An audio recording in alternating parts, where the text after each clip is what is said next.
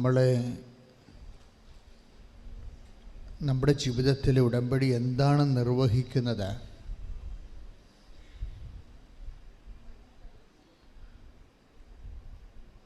അതിൻ്റെ സുപ്രധാനമായ ഉത്തരങ്ങളിൽ ഒന്ന്, ഈ സീറോ ബാലൻസിൽ നിന്ന് ആസ്തി പദ്ധതിയിലേക്ക് പെട്ടെന്ന് നമ്മളെ കൊണ്ടുവരിക.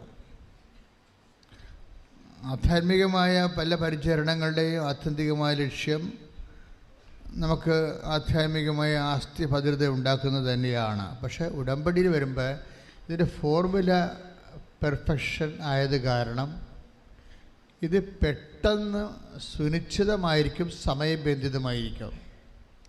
ഉടമ്പടി സാക്ഷ്യങ്ങളിലേക്ക് നമ്മൾ വരുമ്പോൾ നമുക്ക് മനസ്സിലാകണത് ഇതൊരു ഭാഗ്യക്കുറി എടുക്കണം പോലെയല്ല.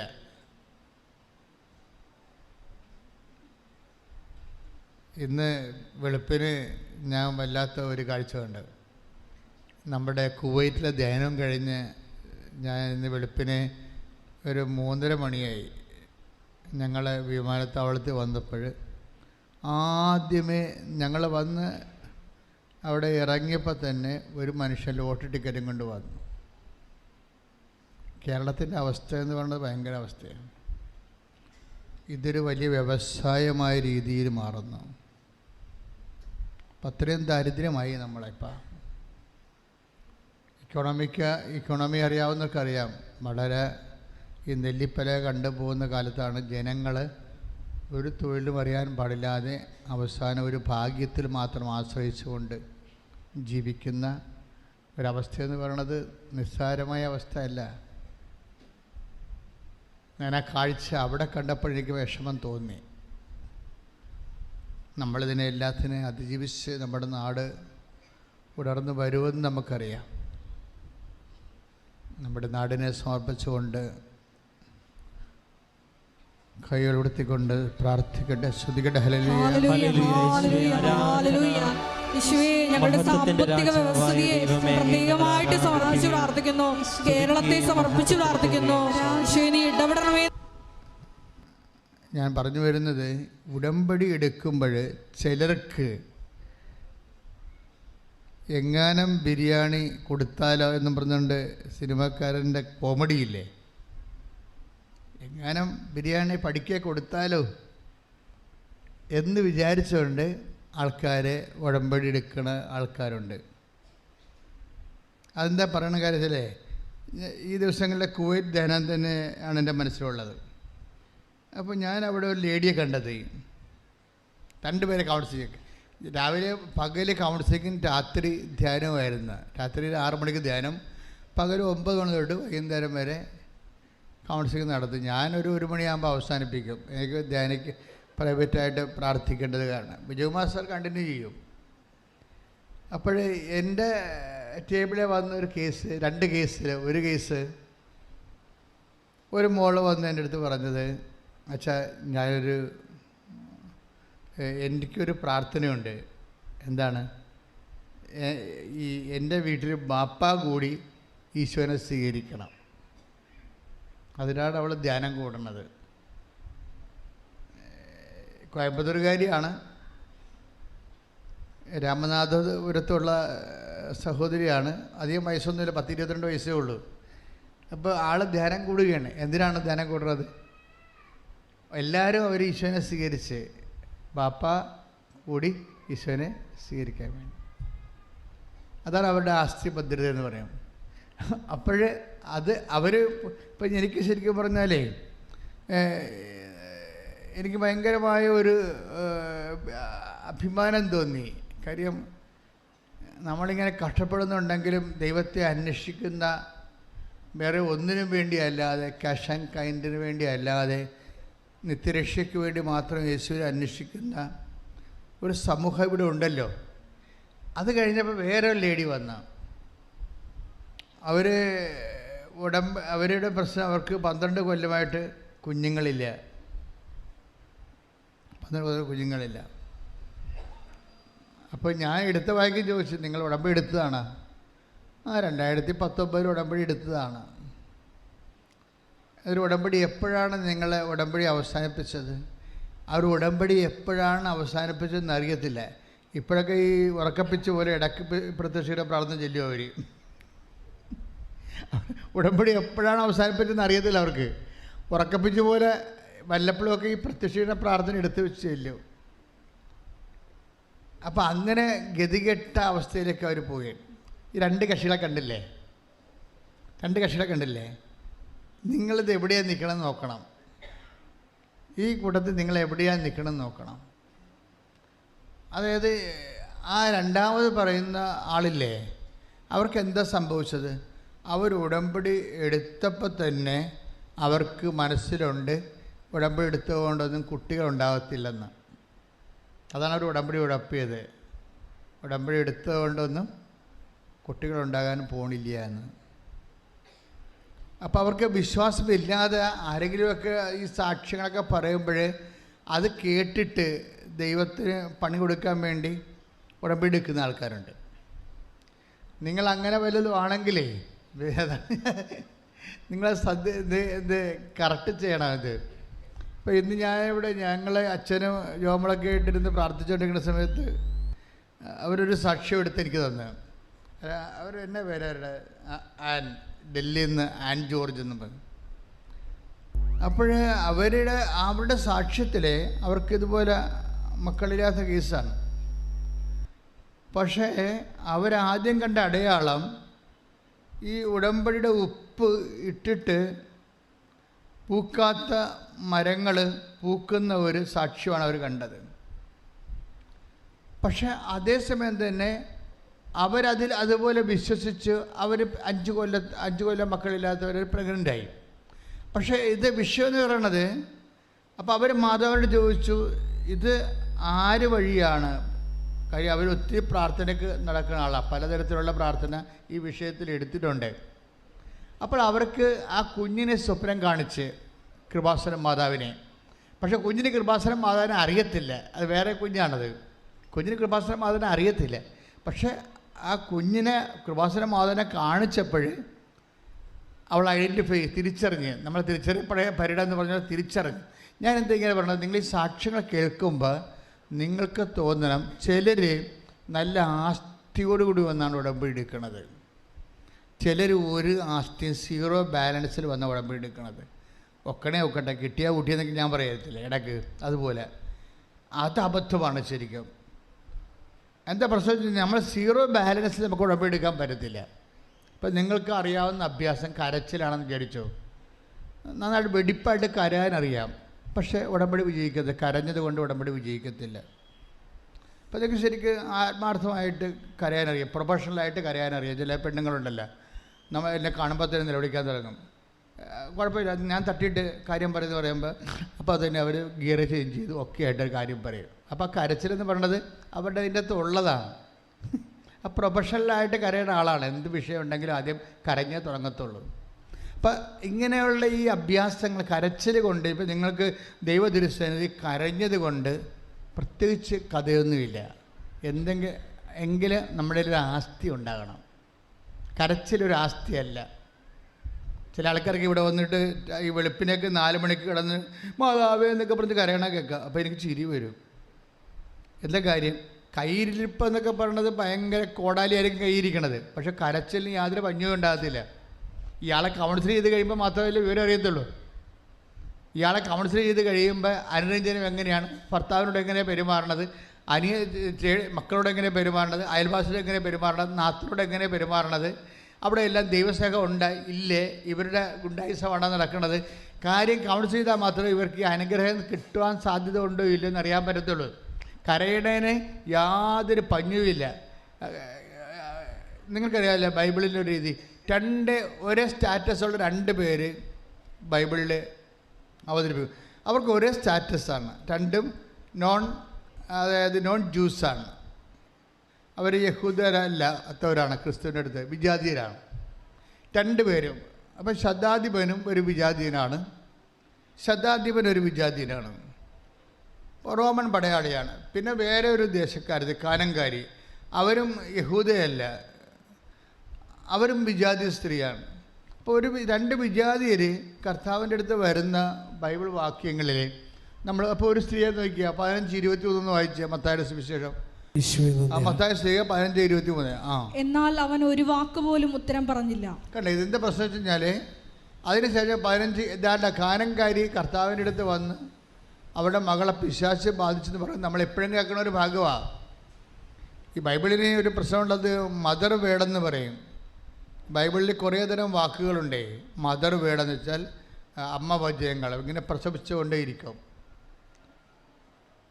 അവരെപ്പോഴും ബൈബിളിൻ്റെ വചനത്തിൽ നിന്ന് വേറൊരു വചനം ഉണ്ടായിക്കൊണ്ടിരിക്കും. എപ്പോഴും പുതിയ പുതിയ ആശയങ്ങളും പുതിയ പുതിയ ദൈവത്തിൻ്റെ മനസ്സും ഒരു സിംഗിൾ വേർഡ് തന്നെ ഓരോ ദിവസവും വ്യത്യസ്തങ്ങളായ ദൈവഭാഷ്യങ്ങൾ പറഞ്ഞുകൊണ്ടിരിക്കും.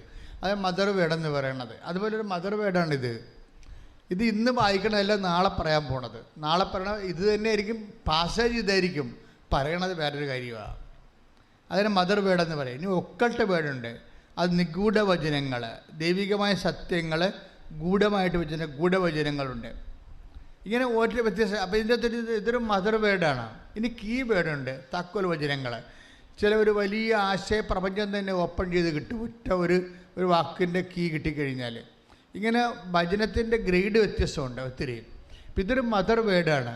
ഇവർ കാനംകാരി വന്ന് ഈശോനോട് പറയണതാണ്, എന്താ എൻ്റെ മകള് പിശാച് ബാധിതയായി വെള്ളത്തിൽ തീയിലൊക്കെ വീഴുന്ന ഞാൻ അത് അപ്പം ഇങ്ങനെ കരഞ്ഞുകൊണ്ട് വരികയാണ്. കാരണം മകള് പിശാച് ബാധിതയാണെന്ന് പറഞ്ഞുകൊണ്ട് ചിലപ്പോൾ അപസ്മാരം വല്ലതൊക്കെ ആയിരിക്കും. പക്ഷെ അവൾക്കൊരു മകളെ ഉണ്ടായിക്കാണത്തുള്ളൂ. അവൾ ഭയങ്കര സങ്കടമാണ്. ഈ ഭയങ്കര സങ്കടമായതുകൊണ്ട് വിഷയങ്ങൾ ദൈവം കേൾക്കണമെന്നൊരു നിർബന്ധമില്ല. പറഞ്ഞു മനസ്സിലായില്ല? നിങ്ങൾക്ക് അങ്ങനെ തോന്നണുണ്ടാവും. ഭയങ്കര നിങ്ങളെല്ലാവരും ഇങ്ങനെ ഈ ചില സമയത്ത് ഈശോനറിയാൻ പാടില്ല, കരയാൻ മാത്രം അറിയാം. അതുകൊണ്ട് സാധനം വർക്കൗട്ട് ചെയ്യത്തില്ല. ഇപ്പം ഇത് കണ്ടേ, ഇതൊക്കെ ഇവർ കരഞ്ഞെന്നുള്ള കാര്യം എങ്ങനെ നമുക്ക് മനസ്സിലാകണത്? മത്തായി 15:22. 22 വായിക്കണം. മത്തായി 15:22 എന്താ വായിക്കണം? അപ്പോൾ ആ പ്രദേശത്ത് നിന്ന് ഒരു കാനാൻകാരി വന്ന് കരഞ്ഞപേക്ഷിച്ചു. കരഞ്ഞപേക്ഷിച്ചു. അപ്പോൾ കരയണതിന് ഉസ്താദാണ് ശരിക്കും. കരച്ചിലിന് വേണ്ടി കണ്ണീര് നമുക്ക് ആർക്കും വാടക എടുക്കേണ്ട കാര്യമില്ല. സ്വന്തമായിട്ട് കണ്ണീര് ആവശ്യത്തിനുള്ള ആളാണ്. പക്ഷെ വർക്കൗട്ട് ചെയ്യത്തില്ല. കർത്താവ് മിണ്ടിയില്ലെന്നാണ് പറയണത് അല്ലേ? നിങ്ങൾക്ക് ചിലർക്കൊക്കെ പറയുന്ന അബദ്ധം ഇതാണ്, ഈശോ മിണ്ടത്തില്ല. കരയാനൊക്കെ അറിയാം. 2 കണ്ണീര് 4 കണ്ണുണ്ടായിട്ടെങ്കിൽ 4 കണ്ണിൽ നിന്ന് കണ്ണീര് വന്നേരം. പക്ഷേ ദൈവം മിണ്ടത്തില്ല. അപ്പോൾ അപ്പോസ്തലന്മാർക്ക് തന്നെ സൂര്യകട അപ്പോൾ ഇവളുടെ കരച്ചിലെന്ന് പറയുന്നത് ഇങ്ങനെ ഏങ്ങലിടിയൊന്നുമല്ല, ആ പഞ്ചായത്ത് മുഴുവൻ കേൾപ്പിച്ചുകൊണ്ടുള്ള നല്ല കരച്ചിലാണ്. അതുകൊണ്ടാണ് അപ്പോസ്തലന്മാർക്ക് സൂര്യകടായി. അപ്പോസ്തലന്മാർ പറയുന്നുണ്ട്, എന്താ പറഞ്ഞ കേട്ടെ? ശിഷ്യന്മാർ അവനോട് അഭ്യർത്ഥിച്ചു. ശിഷ്യന്മാർ ഈ വിഷയത്തിൽ കക്ഷി ചേർന്ന്, ഇവളുടെ വിഷയത്തിൽ ശിഷ്യന്മാർ കക്ഷി ചേർന്നത് കാര്യം അറിയാമോ? ഈ കക്ഷി പറഞ്ഞു വിട്ടിട്ടുണ്ടെങ്കിൽ അവർക്ക് സൗകര്യം ഉണ്ടാകാൻ. ഈ ശിഷ്യന്മാർ കക്ഷി ചേർന്ന് അവരെന്താ പറയണത്? അവർ അഡ്രസ്സ് ചെയ്യണത് ഈ സ്ത്രീ കരഞ്ഞുകൊണ്ട് വരണ, ഈ സ്ത്രീ വായിച്ചോളത്. ശിഷ്യന്മാർ അവനോട് അഭ്യർത്ഥിച്ചു. പറഞ്ഞേ, ശിഷ്യന്മാർ അവനോട് അഭ്യർത്ഥിച്ചു. അവളെ പറഞ്ഞയച്ചാലും. അവൾ പറഞ്ഞയക്കും. സൂര്യകടന്നാണ് ഈ പറയണത്. കരഞ്ഞും കുവിയും കാറിനും ബഹളം ഉണ്ടാക്കിയിട്ട് ആ പ്രദേശം മുഴുവനും ഒരു അപ്സെറ്റാക്കിയിരിക്കുകയാണ്.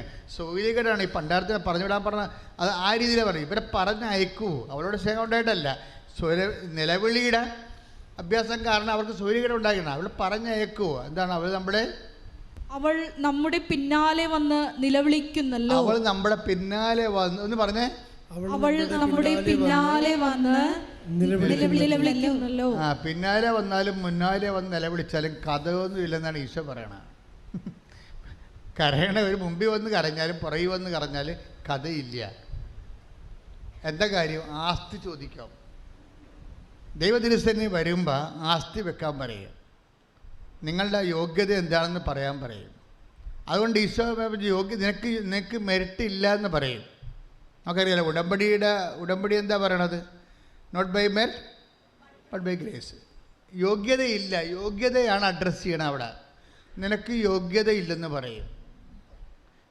കരയണത് ഒരു യോഗ്യതയല്ല.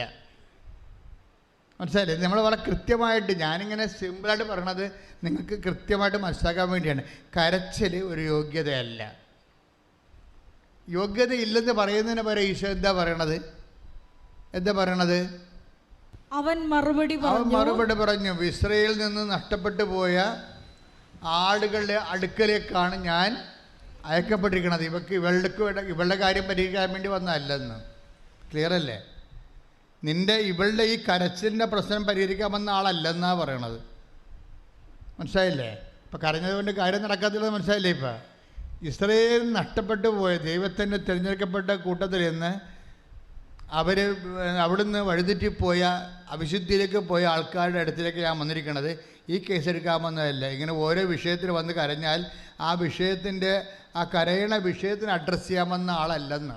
ചിലപ്പോൾ ഈ ആഴ്ച കരയണ ചിലപ്പോൾ PR കിട്ടാനായിരിക്കും, അടുത്ത ആഴ്ച കരയണ വസ്തു വിൽക്കാനായിരിക്കും, അതിൻ്റെ അപ്പുറത്തെ ആഴ്ച കരയണ ഭർത്താവിൻ്റെ വെള്ളവടി മാറ്റാനായിരിക്കും. ഇങ്ങനെ നിങ്ങളിങ്ങനെ കരഞ്ഞുകൊണ്ടിരിക്കും.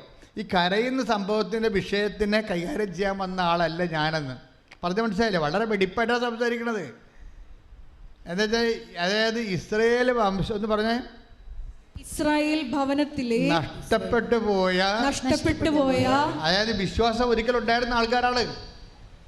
വിശ്വാസം ഒരിക്കൽ ഉണ്ടായിരുന്നിട്ട് വിശ്വാസം ഇപ്പോഴേതെങ്കിലും കാലഘട്ടത്തിൽ കൈമോശം വന്നു പോയി കാണും. അങ്ങനെയുള്ളവർക്കാണ് ഫസ്റ്റ് പ്രിഫറൻസ്. സീറോ ഫെയ്ത്തുകാർക്ക് ഫസ്റ്റ് പ്രിഫറൻസ് ഇല്ല. ഇവിടെ ഇസ്രായേൽ വംശത്തിൽ നിന്ന് നഷ്ടപ്പെട്ടു പോയ ആടുകളുടെ അടുക്കലേക്കാണ് അയക്കപ്പെട്ടിരിക്കുന്നത്. ഫസ്റ്റ് പ്രിഫറൻസ് ആണ്. ഫസ്റ്റ് പ്രിഫറൻസ് എന്താണ്? വിശ്വാസ തകർച്ച ഉണ്ടായ ആൾക്കാർ. ഒരിക്കൽ വിശ്വാസം ഉണ്ടായ ആളാണ്. ആ ചേട്ടത്തിക്ക് ഒരിക്കൽ പ്രാർത്ഥിക്കാനുള്ള കഴിവുണ്ടായിരുന്നു, വിശ്വാസമുണ്ടായിരുന്നു, സുവിശേഷ ചൈതന്യം ഉണ്ടായിരുന്നു. പക്ഷേ വീട്ടിൽ എന്തെങ്കിലും ഇടാകൂടങ്ങളൊക്കെ വന്നതിന് ശേഷം വഴക്കും വയ്യാവലിയും വക്കാണുമൊക്കെ ആയി കഴിഞ്ഞപ്പോൾ പ്രാർത്ഥന ചിലപ്പോൾ കുറഞ്ഞു പോയി കാണും, ദൈവത്തിൽ നിന്ന് അകന്നു പോയി കാണും. അവർക്കാണ് ഫസ്റ്റ് പ്രിഫറൻസ്. പറഞ്ഞ മനസ്സിലായില്ലേ? നമ്മൾ ഈ കറക്റ്റ് ഷാർപ്പ് ഷൂട്ട് ചെയ്തില്ലെങ്കിൽ നമ്മൾ ശരിക്കും പറഞ്ഞാൽ നമുക്ക് സാക്ഷ്യം പറയാൻ പറ്റത്തില്ല. ഇപ്പോൾ ദൈവത്തിൻ്റെ ഒരു മൈൻഡ് സെറ്റ് മനസ്സിലാക്കണം. എന്താ പറയണത്? ഈ വിശ്വാസം ഉണ്ടായിട്ട് തകർന്നു പോയ ആൾക്കാർക്കാണ് ഫസ്റ്റ് പ്രിഫറൻസ്. ഒരു വിശ്വാസമില്ലാതെ ചുമ്മാ ഒരു വിഷയം ഉണ്ടായപ്പോൾ കരഞ്ഞു കൂടി വന്നാലൊന്നും കർത്താവ് കൈകാര്യം ചെയ്യത്തില്ല. വിഷയമല്ല പ്രശ്നം. നിങ്ങളുടെ കരച്ചിലിൻ്റെ ഇമോഷണാലിറ്റിക്ക് ഒരു വിലയില്ല. അപ്പോൾ ഇവരുടെ ടെസ്റ്റ് ചെയ്യാൻ വേണ്ടി ഈശോ ഉദ്ദേശിക്കുന്നത് ഇവരുടെ വിശ്വാസത്തെ, ഈ വിഷയത്തെ നിലനിർത്തിക്കൊണ്ട് തന്നെ ഇവരുടെ വിശ്വാസത്തെ നിങ്ങളെ കർത്താവിൻ്റെ തിരുസന്നിധിയിൽ പ്രകടിപ്പിക്കാൻ വേണ്ടി നമുക്ക് ഈശോ ചാലഞ്ച് ചെയ്യും. അതിനെന്താ ഈശോ പറയണത്? ഇവർ വിശ്വാസമില്ലാത്തവരാണെങ്കിൽ, ഇപ്പം ചില ആൾക്കാർ ഞാൻ പറഞ്ഞില്ലേ, അവർ 12 കൊല്ലമായി മക്കളില്ല. പക്ഷെ അവരിപ്പോൾ പ്രത്യക്ഷയുടെ പ്രാർത്ഥന ഞരങ്ങി മൂളിയൊക്കെ വല്ലപ്പോഴും കൂടി വല്ല പട്ടിയ പൂച്ചയെ കടിച്ചാൽ മാത്രമേ പ്രത്യക്ഷ പ്രാർത്ഥന ചെല്ലത്തുള്ളൂ. അങ്ങനെയുള്ള അവസ്ഥയാണ് അവർ. ഈ കക്ഷികൾ അഡ്രസ്സ് ചെയ്യത്തില്ല. അതെന്താ സംഭവിച്ചാൽ ഇവരുടെക്കൊന്നും വേണ്ടത്, ദൈവത്തിന് വേണ്ടത് സാധാരണ ഒരു വിശ്വാസമല്ല. പിന്നെന്താ വേണത്? ആ ചേട്ടത്തിൽ പറയുന്നുണ്ട്, മക്കളുടെ അപ്പമെടുത്ത് 15:26 മക്കളുടെ അപ്പമെടുത്ത് മക്കളുടെ അപ്പമെടുത്ത് നായ്ക്കൾക്ക് എറിഞ്ഞു കൊടുക്കുന്നത് ഉചിതമല്ല. അപ്പോൾ നമ്മൾ കേൾക്കുമ്പോൾ ഒത്തിരി ഫീൽ ചെയ്യും നമുക്ക്. അയ്യോ, ആ പാവപ്പെട്ടവള് അവളുടെ മകൾ രോഗിയായി, പിന്നെ അവളെ പട്ടിയെന്നും വിളിച്ചെന്ന്. ഇതുപോലെ ആക്ഷേപങ്ങളും അതുപോലെ തന്നെ ദൈവം നിരാകരിക്കുന്ന അനുഭവങ്ങളും ഈ ഉടമ്പടി എടുക്കുന്ന ആൾക്കാരുടെ ജീവിതത്തിലുണ്ട്. പറഞ്ഞ മനസ്സിലല്ല? ആക്ഷേപങ്ങൾ വീട്ടിൽ തന്നെ. ഇപ്പം നമ്മൾ തന്നെ നിങ്ങളെ ഇപ്പം വീട്ടിൽ നിന്ന് ഇറങ്ങുമ്പോൾ തന്നെ ആദ്യം അവളിറങ്ങിയിട്ടുണ്ട്, ഇനിയിപ്പോൾ തന്നെ കൃപാസനത്തിന് മരത്തിക്കൊണ്ടെന്ന് വെക്കും ഇവിടെ, ഇല്ലേ? അപ്പം നമുക്ക് പേടിയാണ്. നമ്മളെ എതിർക്കുന്ന ആൾക്കാർ ആരെങ്കിലും വീടിൻ്റെ ഭൂമുഖത്തിരിപ്പുണ്ടെങ്കിൽ നമ്മൾ നോക്കണത് എന്താണ്? ഈ ആൾക്കാരെ കണ്ടിപ്പെടാതെ നേരെ പുറകിലെ വാതിലെ കൂടി കൃപാസനത്തിൽ പോകാൻ വല്ല മാർഗം ഉണ്ടാകുന്നതാണ് നമ്മൾ നോക്കണത്. എന്താ കാര്യം? ആക്ഷേപം കിട്ടും. നിങ്ങൾ ഈ ആക്ഷേപം ഈ പാക്കേജിൻ്റെ ഭാഗമാണ്. ഇപ്പം ചിലപ്പോൾ നിങ്ങളുടെ ആങ്ങളായിരിക്കും നിങ്ങൾ ആക്ഷേപിക്കണത്, അല്ലെങ്കിൽ നിങ്ങളുടെ സമുദായമായിരിക്കും, അല്ലെങ്കിൽ അയൽവാസിയായിരിക്കും. ആക്ഷേപം ഉറപ്പാണ്. മനസ്സിലായി? ദൈവ വഴികളിലെ ഉത്തരം കിട്ടാതിരിക്കുകയും അതേസമയം തന്നെ ആക്ഷേപം കിട്ടുകയും ചെയ്യും. അതാണ് എന്താ പറഞ്ഞിരിക്കുന്നത്, മക്കളുടെ അപ്പം എടുത്ത് നായ്ക്കൾക്ക് എറിഞ്ഞു നായ്ക്കൾക്ക് കൊടുക്കുക ഉചിതമല്ല. വിഹിതമല്ല. അപ്പം നായ്ക്കൾ വന്ന് വിളിച്ചു. ഇവിടെ വെച്ച് ഈ ചേടത്തിക്ക് വേണമെങ്കിൽ വീട്ടിൽ പോകാം. എന്താ കാര്യം? കഷ്ടപ്പെട്ട് ഇവിടെ വന്ന് അവസാനം നായെന്ന് പേരും കിട്ടിയില്ലേ, പോവാം. ഇവർ പോകണമെന്ന് തന്നെയാണ് കർത്താവ് ആഗ്രഹിക്കണത്. ഇവർക്ക് സീറോ ഫെയ്ത്ത്, ഇവർക്ക് സീറോ ആസ്തിയാണെങ്കിൽ ഇവർ പോകും. പക്ഷേ ഇവിടെ വെച്ചിട്ട് 2 പ്രാവശ്യം ഇവർ തകർച്ച, അതായത് ആദ്യം ഇവർ നേരിട്ടിടപെട്ടു ഒന്നാമത്തെ പ്രാവശ്യം. 2ാമത്തെ പ്രാവശ്യം ഇവരെന്നാ ചെയ്യണത്, അപ്പോസ്തലന്മാരെ ഇടപെടുത്തി. എന്നിട്ടും ശരിയായില്ല. അപ്പോൾ ഈശോയോട് നേരിട്ട് പറയാം, കർത്താവ് എന്നെ സഹായിക്കണമേ. അപ്പോഴും നായെന്ന് വിളി കേട്ട്, അപ്പോൾ ഈ പ്രോസസ്സിങ്ങിൻ്റെ ഭാഗമായിട്ട് ചിലപ്പോൾ ദൈവം മിണ്ടാതിരിക്കും. കർത്താവ് മിണ്ടിയില്ല, സൈലൻസ് ആവും, നോ ആൻസർ. അപ്പോൾ പ്രാർത്ഥനയുടെ രീതിയാണ്. ചില സമയത്ത് നിങ്ങൾ ഉടമ്പടി എടുത്താണെങ്കിലും ശരി, ചിലപ്പോൾ നോ ആൻസർ ആയിരിക്കും. ഇത് ഇതിനെക്കുറിച്ച് അറിയണം നമ്മൾ ശരിക്കും. ഇതിൻ്റെ ഉള്ളതാണ്. നമ്മളിപ്പോൾ നിങ്ങളുടെ കല്യാണം കഴിക്കണം, അയ്യോ അപ്പം നിങ്ങളോർക്കും ഈ കല്യാണം വരും, ഈ കല്യാണം നടക്കും, കാര്യം ഞാൻ ഉടമ്പടി എടുത്തതാണ്. അപ്പോൾ നമുക്ക് ഉറപ്പാണ്. അപ്പോൾ അവർ പറയും നിങ്ങൾ അങ്ങോട്ട് വരാൻ പറയും, നമ്മൾ അങ്ങോട്ട് ചെന്ന്, അപ്പോൾ അത് നമുക്ക് ഇഷ്ടപ്പെട്ട് അവരിങ്ങോട്ട് വന്ന് കാര്യങ്ങൾ അങ്ങോട്ട് കൊടുക്കണം മേടിക്കണം പറഞ്ഞപ്പോഴുണ്ട് അവർ 4 കാല വീണ് ഓടി. അപ്പോൾ നമ്മൾ വിചാരിച്ചിരുന്നത് എന്താണ്, ഈ കല്യാണം നടക്കും, ഈ കല്യാണം നടക്കുമെന്നല്ലേ. പക്ഷേ ഇപ്പോൾ എന്താ പറ്റിയിരിക്കണത്, 1.5 മാസം ഈ അംഗം കഴിഞ്ഞപ്പോൾ അവർ ഇട്ടച്ചും പോയി. ഇപ്പം നമ്മൾ എന്തെല്ലാം സമാധാനം പറയണം, ഇനി കൂട്ടുകാരുടെ മുഖത്ത് നോക്കിയല്ലേ നമ്മൾ എല്ലായിടത്തും വിളിച്ച് പറഞ്ഞു, അത് ഏറെക്കുറെ സെറ്റാകട്ട, ഏറെക്കുറെ സെറ്റാകട്ട, ഏറെക്കുറെ സെറ്റാകട്ട എന്ന് നമ്മൾ കൂട്ടുകാർ മിണ്ടാതിരിക്കണം. ഈ സംഭവം കഴുത്ത താലി വീഴുന്ന വരെ മിണ്ടരുത്. ഉടനെ കൂട്ടുകാരോട് അത് ശരിയാവും, അത് ശരിയാവും ഇങ്ങനെ. പക്ഷേ നമുക്കിപ്പോൾ പുറത്തിറങ്ങാൻ പറ്റത്തില്ല, ആക്ഷേപമായി. എന്താണ്, അവർ പോയി ഇട്ടച്ചും പോയി. അപ്പോൾ ഇനി ആൾക്കാർക്ക് അറിയേണ്ടത് എന്തുകൊണ്ടാണ് 2ാമത്തെ കല്യാണം പോയത്, ഇവളുടെ കുഴപ്പമാണെന്ന്. ആക്ഷേപം തന്നെ കണ്ടില്ലേ, ആക്ഷേപം കണ്ടില്ലേ. ഈ എന്തുകൊണ്ടാണ് 2ാമത്തെ കല്യാണം പോയത്, അത് ഇവളുടെ കുഴപ്പമായിരിക്കും. ഈ നമ്മുടെ അമ്മ തന്നെ പറയും, നിൻ്റെ ഈ കയ്യിരിപ്പ് കൊണ്ടാണ് നീ മൂത്ത് നരച്ച് ഈ വീട്ടിൽ നിൽക്കണത്. സ്വന്തം അമ്മ പറയും. പോരെ, ഇനി വേറെ വല്ലതും പറയാറുണ്ടാ? അമ്മമാർ അവർ പറഞ്ഞാൽ കേട്ടില്ലെങ്കിൽ അവിടെ അവസാനത്തെ ഈ ചക്രായുധം എടുത്ത് അവർ കറക്കിയിടും, നമ്മുടെ പെടലയും അർത്ഥം കൊണ്ട് കാണാം. എന്താ, നിൻ്റെ കയ്യിരിപ്പ് കൊണ്ടാണ് നീ ഇങ്ങനെ മൂത്ത് നരച്ച് ഇതിൻ്റെ അകത്ത് നിൽക്കണമെന്ന് പറയും. തീർന്ന ആക്ഷേപം. അപ്പോൾ നമുക്ക് തോന്നും വല്ല വിഷമെടുത്ത് കഴിച്ച് ഇവർക്കിട്ടൊരു എഴുതി വെച്ചൊരു പണിയും കൊടുത്തേക്കാൻ വിചാരിക്കും. ആ പിശാച് എന്നെ വരെ കണ്ടില്ലേ.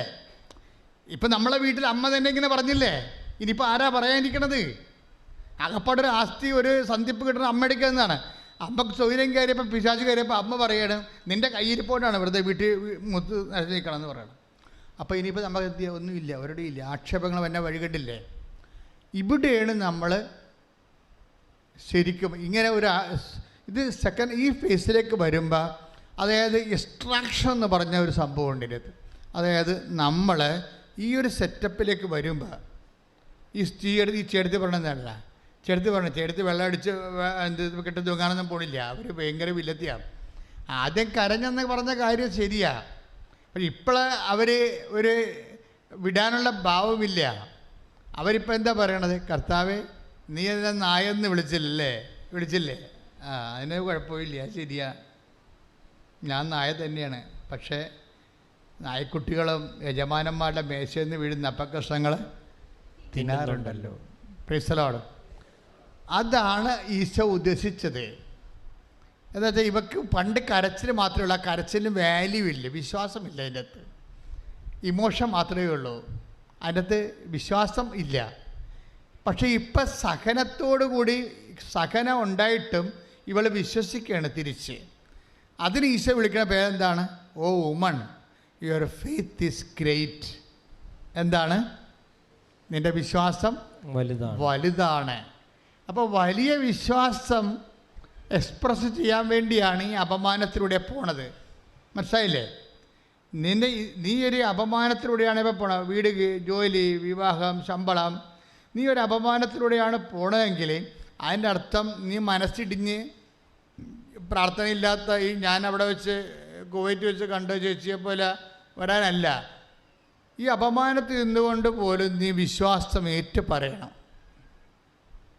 ഇതിനാണ് ഈ വിശ്വാസ വരമെന്ന് പറയുന്നത്. വിശ്വാസ വരമുണ്ട്. പരിശുദ്ധാത്മാവിൻ്റെ ദാനങ്ങളിൽ ഒന്നാണ് വിശ്വാസ വരം.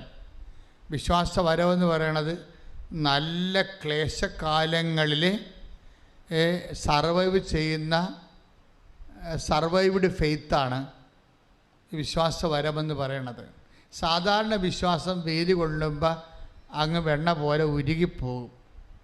ഇവളുടെ വിശ്വാസം ഉരുകിപ്പോണില്ല. പിശാചെന്ന് വിളിച്ചിട്ടും അതുപോലെ തന്നെ മക്കളുടെ അപ്പം എടുത്ത് നായ്ക്കൾക്ക് കൊടുക്കാൻ വിഹിതമല്ലെന്ന് പറഞ്ഞിട്ടും അവളതെല്ലാം അക്സെപ്റ്റ് ചെയ്യണം. കർത്താവേ, അത് ശരിയാണ്, ഞാൻ നായ തന്നെയാണ്. പക്ഷേ എന്താണ്, നായ്ക്കൾക്ക് പോലും യജമാനന്മാരുടെ മേശയിൽ നിന്ന് വീഴുന്ന അപ്പക്കഷ്ണങ്ങൾ തിന്നാറുണ്ടല്ലോ എന്ന് പറയുമ്പോൾ അവളുടെ ഒറിജിനൽ ആ കരച്ചിൽ മാത്രമല്ല, യഥാർത്ഥ ഫെയ്ത്ത്, വിശ്വാസം, അതായത് ക്ലേശങ്ങളെയും ആക്ഷേപങ്ങളെയും അതിജീവിച്ച വിശ്വാസം. അപ്പോൾ നമ്മുടെ വിശ്വാസം എന്ന് പറഞ്ഞൊരു കാര്യമില്ല, അതിജീവിച്ച വിശ്വാസം എന്നും പറഞ്ഞ് വേറൊരു സംഭവമുണ്ട്. അതിജീവിച്ച വിശ്വാസം. Take the word of God. അതിജീവിച്ച. ശ്രുതികട ഹല്ലേലൂയ.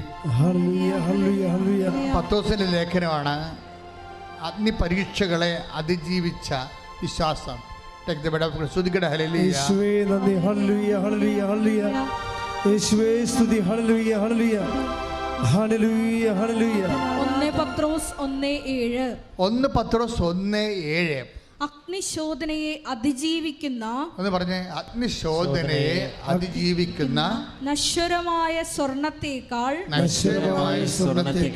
വിലയേറിയതായിരിക്കും പരീക്ഷകളെ അതിജീവിക്കുന്ന നിങ്ങളുടെ വിശ്വാസം. ഇതാണ് കാനൻകാരിയുടേത്. സ്വർണത്തെക്കാൾ അത് വിലയുള്ളതായി മാറി. ഇപ്പം വാല്യൂ ആയി. ഇതാണ് വാല്യൂ എന്ന് പറയണത്. ഞാൻ കുവൈറ്റ് നടത്തിയപ്പോൾ ധ്യാനത്തിന് കർത്താവ് പറഞ്ഞത് വാല്യൂ ആഡഡ് സ്പിരിച്വാലിറ്റി എന്നാണ്. ഒരു വ്യക്തിയുടെ വാല്യൂ, അവൻ ദൈവതിരുസന്നിധിയിൽ വാല്യൂ ഉള്ള വ്യക്തിയാണോ ഇല്ലയോ, അവന് ബാർഗൈനിങ് പവർ ഉണ്ടോ വിശ്വാസത്തിൽ, അത് ഇങ്ങനെയുള്ള പ്രോസസ്സിങ് പ്രക്രിയയിലൂടെയാണ് വെളിവാകണത്. അതിന് പത്രോസ് പറഞ്ഞ എന്താണ്, വചനം വായിച്ചോ. 1 പത്രോസ് 1:7 ഒന്ന് വായിച്ചു.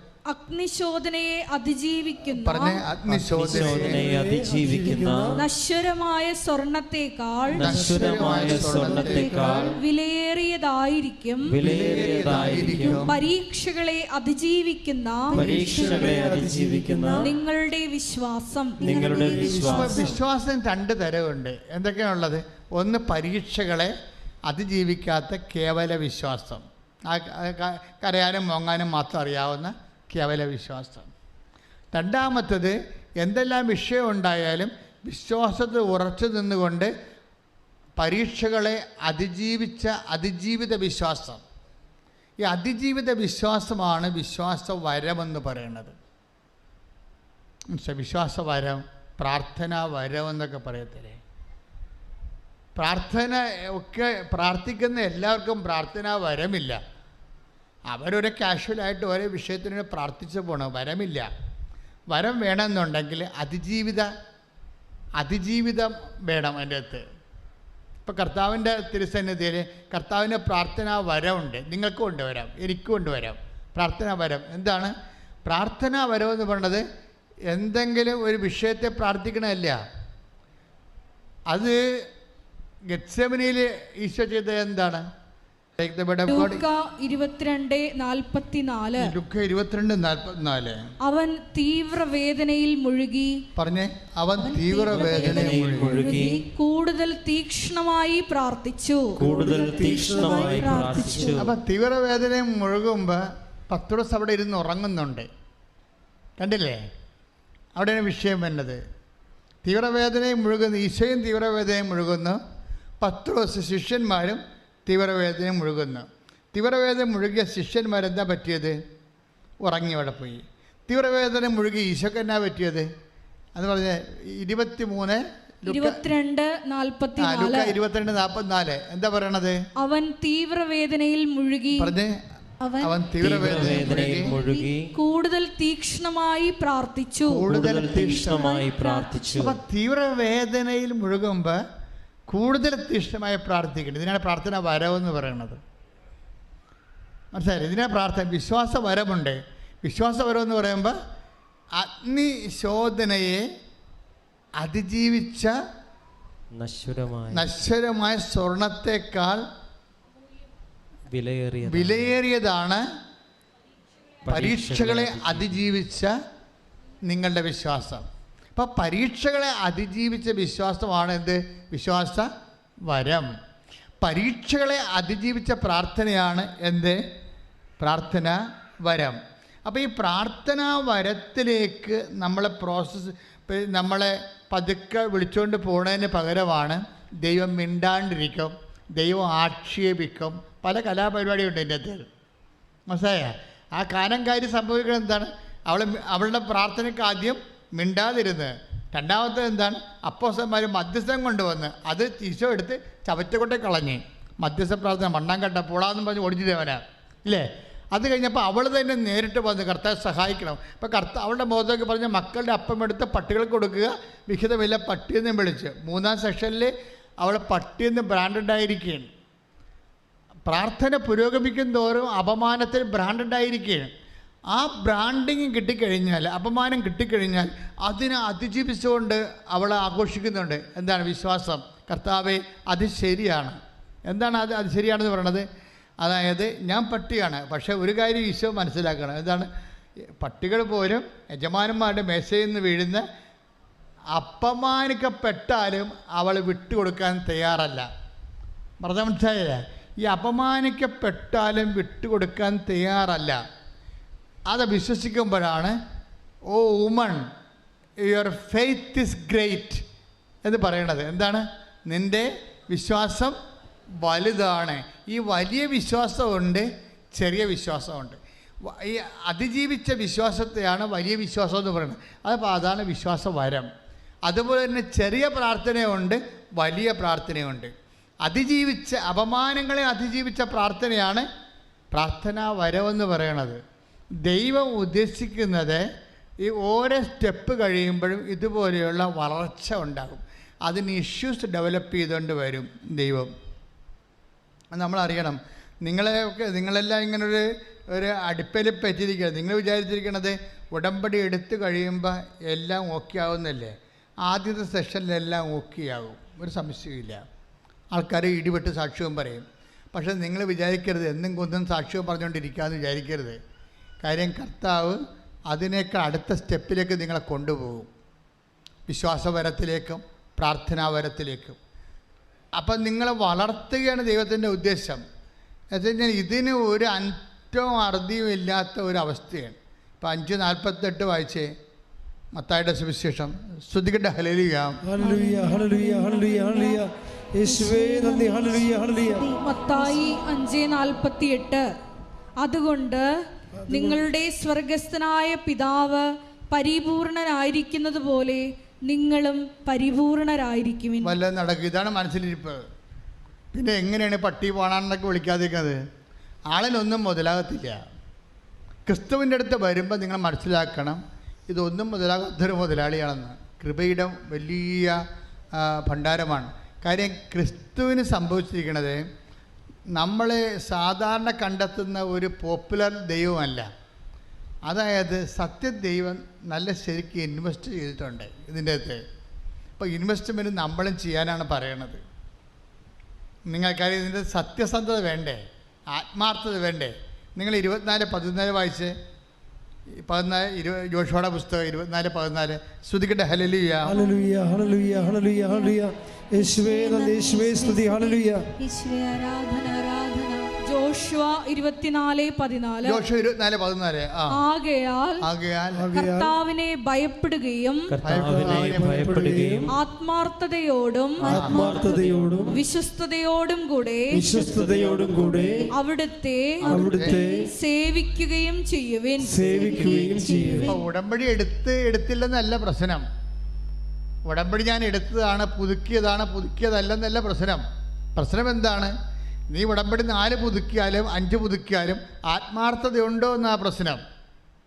ദൈവത്തിൻ്റെ അടുത്ത് കളിക്കാൻ വരുമ്പോൾ സൂക്ഷിച്ച് കളിച്ചില്ലെങ്കിൽ തല പോയത് തന്നെയാണ്. അഭ്യാസം നടക്കത്തില്ല.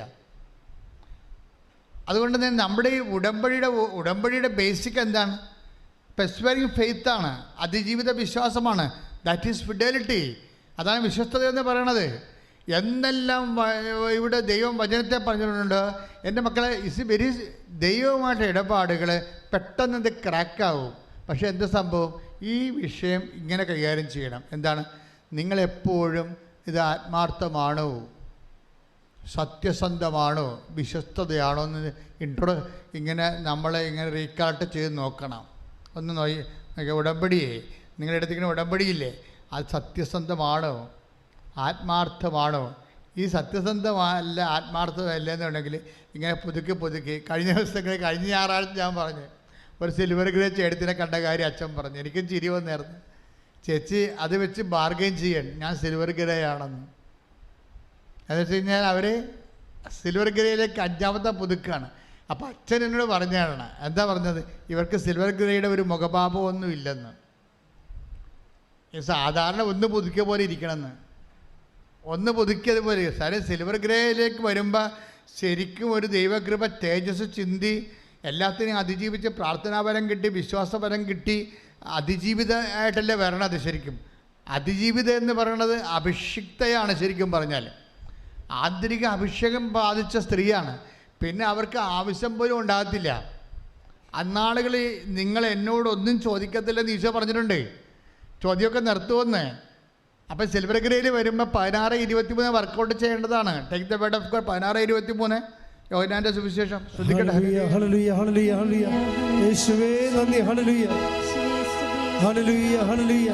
യോഹന്നാൻ 16:23. അന്ന് നിങ്ങൾ എന്നോട് ഒന്നും ചോദിക്കുകയില്ല. അങ്ങനെ പരിപാടിയുണ്ട്, കേട്ടല്ലേ എന്ന് പറഞ്ഞ്. അന്ന് നിങ്ങൾ എന്നോട് ഒന്നും ചോദിക്കത്തില്ല. 5 പുതുക്കി സിൽവർ ഗ്രേ വന്നു കഴിഞ്ഞാൽ അഭിഷേകം കിട്ടും. പിന്നെ എന്താ കാര്യം? ഈ എന്ത് വിഷയത്തിനും കർത്താവിൻ്റെ കയ്യിൽ തീരുമാനം ഉണ്ടാകും. എനിക്ക് അതിൻ്റെ അകത്ത് ഉത്കണ്ഠ ഉണ്ടാകത്തില്ല. ഇപ്പം 5 പുതുക്കി കഴിഞ്ഞപ്പോൾ ഇവർക്ക് പണ്ട് ഒരു ആവശ്യം ഉണ്ടാവുള്ളൂ, ഇപ്പം 50 ആവശ്യം കൊണ്ടാണ് ഞാൻ കിടത്ത് വന്നിരിക്കണേ. തറ്റി മീൻസ് അഭിഷേകം കിട്ടിയിട്ടില്ല. തറ്റി എവിടെയാണ് മിസ്റ്റേക്ക് സംഭവിച്ചത്? അവർ ഉടമ്പടി ജീവിച്ചിട്ടില്ല. ഈ ദിവസങ്ങളിൽ അടിപൊളിയൊരു സാക്ഷ്യം ഉണ്ടായിരുന്നു. ജാൻസി ജോണി, എറണാകുളത്ത് കരുതിയാന്ന്. ജാൻസി ജോണിയുടെ നിങ്ങൾ യൂട്യൂബ് കിടപ്പുണ്ട് ആ സാക്ഷ്യം. ഞാൻ ഇവിടെ ഇല്ലായിരുന്നു, ഇവർ വന്നപ്പോൾ നോട്ട് ചെയ്ത് തന്നതാണ് എനിക്ക്. ആ സാക്ഷ്യം കേട്ടപ്പോൾ എനിക്ക് തോന്നി സൂപ്പർ സാക്ഷ്യമാണ്. ജാൻസി ജോണി എന്താ അവരുടെ വിഷയം? അവരുടമ്പടി ഇപ്പോൾ പുതുക്കി ഒന്ന് സാക്ഷ്യം പറഞ്ഞതാണ് നേരത്തെ. അപ്പോൾ ദൈവം സഞ്ചരിക്കുന്ന ആത്മാവിലൂടെ ദൈവസഞ്ചാരത്തിൻ്റെ വഴികളുള്ള ആളാണ്. അതുകൊണ്ട് നേരത്തെ ഒന്ന് സാക്ഷ്യം പറഞ്ഞു, ഇപ്പോൾ വേറെ ഒരു സാക്ഷ്യം പറയാൻ വന്നിരിക്കുക. അവരുടെ ഉടമ്പടി എങ്ങനെയാണെന്ന് അവർ ഫയറാക്കണമെന്ന് ചോദിച്ചു കഴിഞ്ഞാൽ, ജാൻസി ജോണി ഭയങ്കര കാരുണ്യപ്രവൃത്തിക്കാരത്തിയാണ്. കാരുണ്യപ്രവൃത്തി അല്ല, നിങ്ങളെ കുറേ പേരെ പോലെ പ്രത്യക്ഷിക പ്രാർത്ഥന മാത്രം ചൊല്ലി വീട്ടിയിരിക്കുകയല്ല. ഞാൻ കോരി കണ്ട പോലെ പ്രത്യക്ഷ പ്രാർത്ഥന വരെ ചെല്ലണമെങ്കിൽ അല്ല പട്ടിയും കടിക്കേണ്ടി വരും, പോരെ.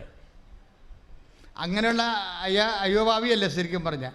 അവർ ഉടമ്പടി എടുത്തിരിക്കുന്നത് അതിലൂടെ കാരുണ്യ പ്രവൃത്തികൾ ചെയ്യുകയാണ്.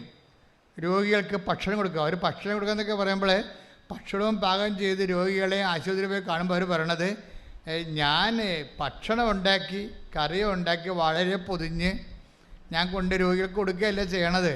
ഞാൻ അതിൻ്റെ ഉടമ്പടി തൈല ഒഴിക്കും, എന്നിട്ട് വിശ്വാസപ്രമാണം ചൊല്ലി പത്രം ഞാൻ ഭക്ഷണം ആസ്വദിക്കും.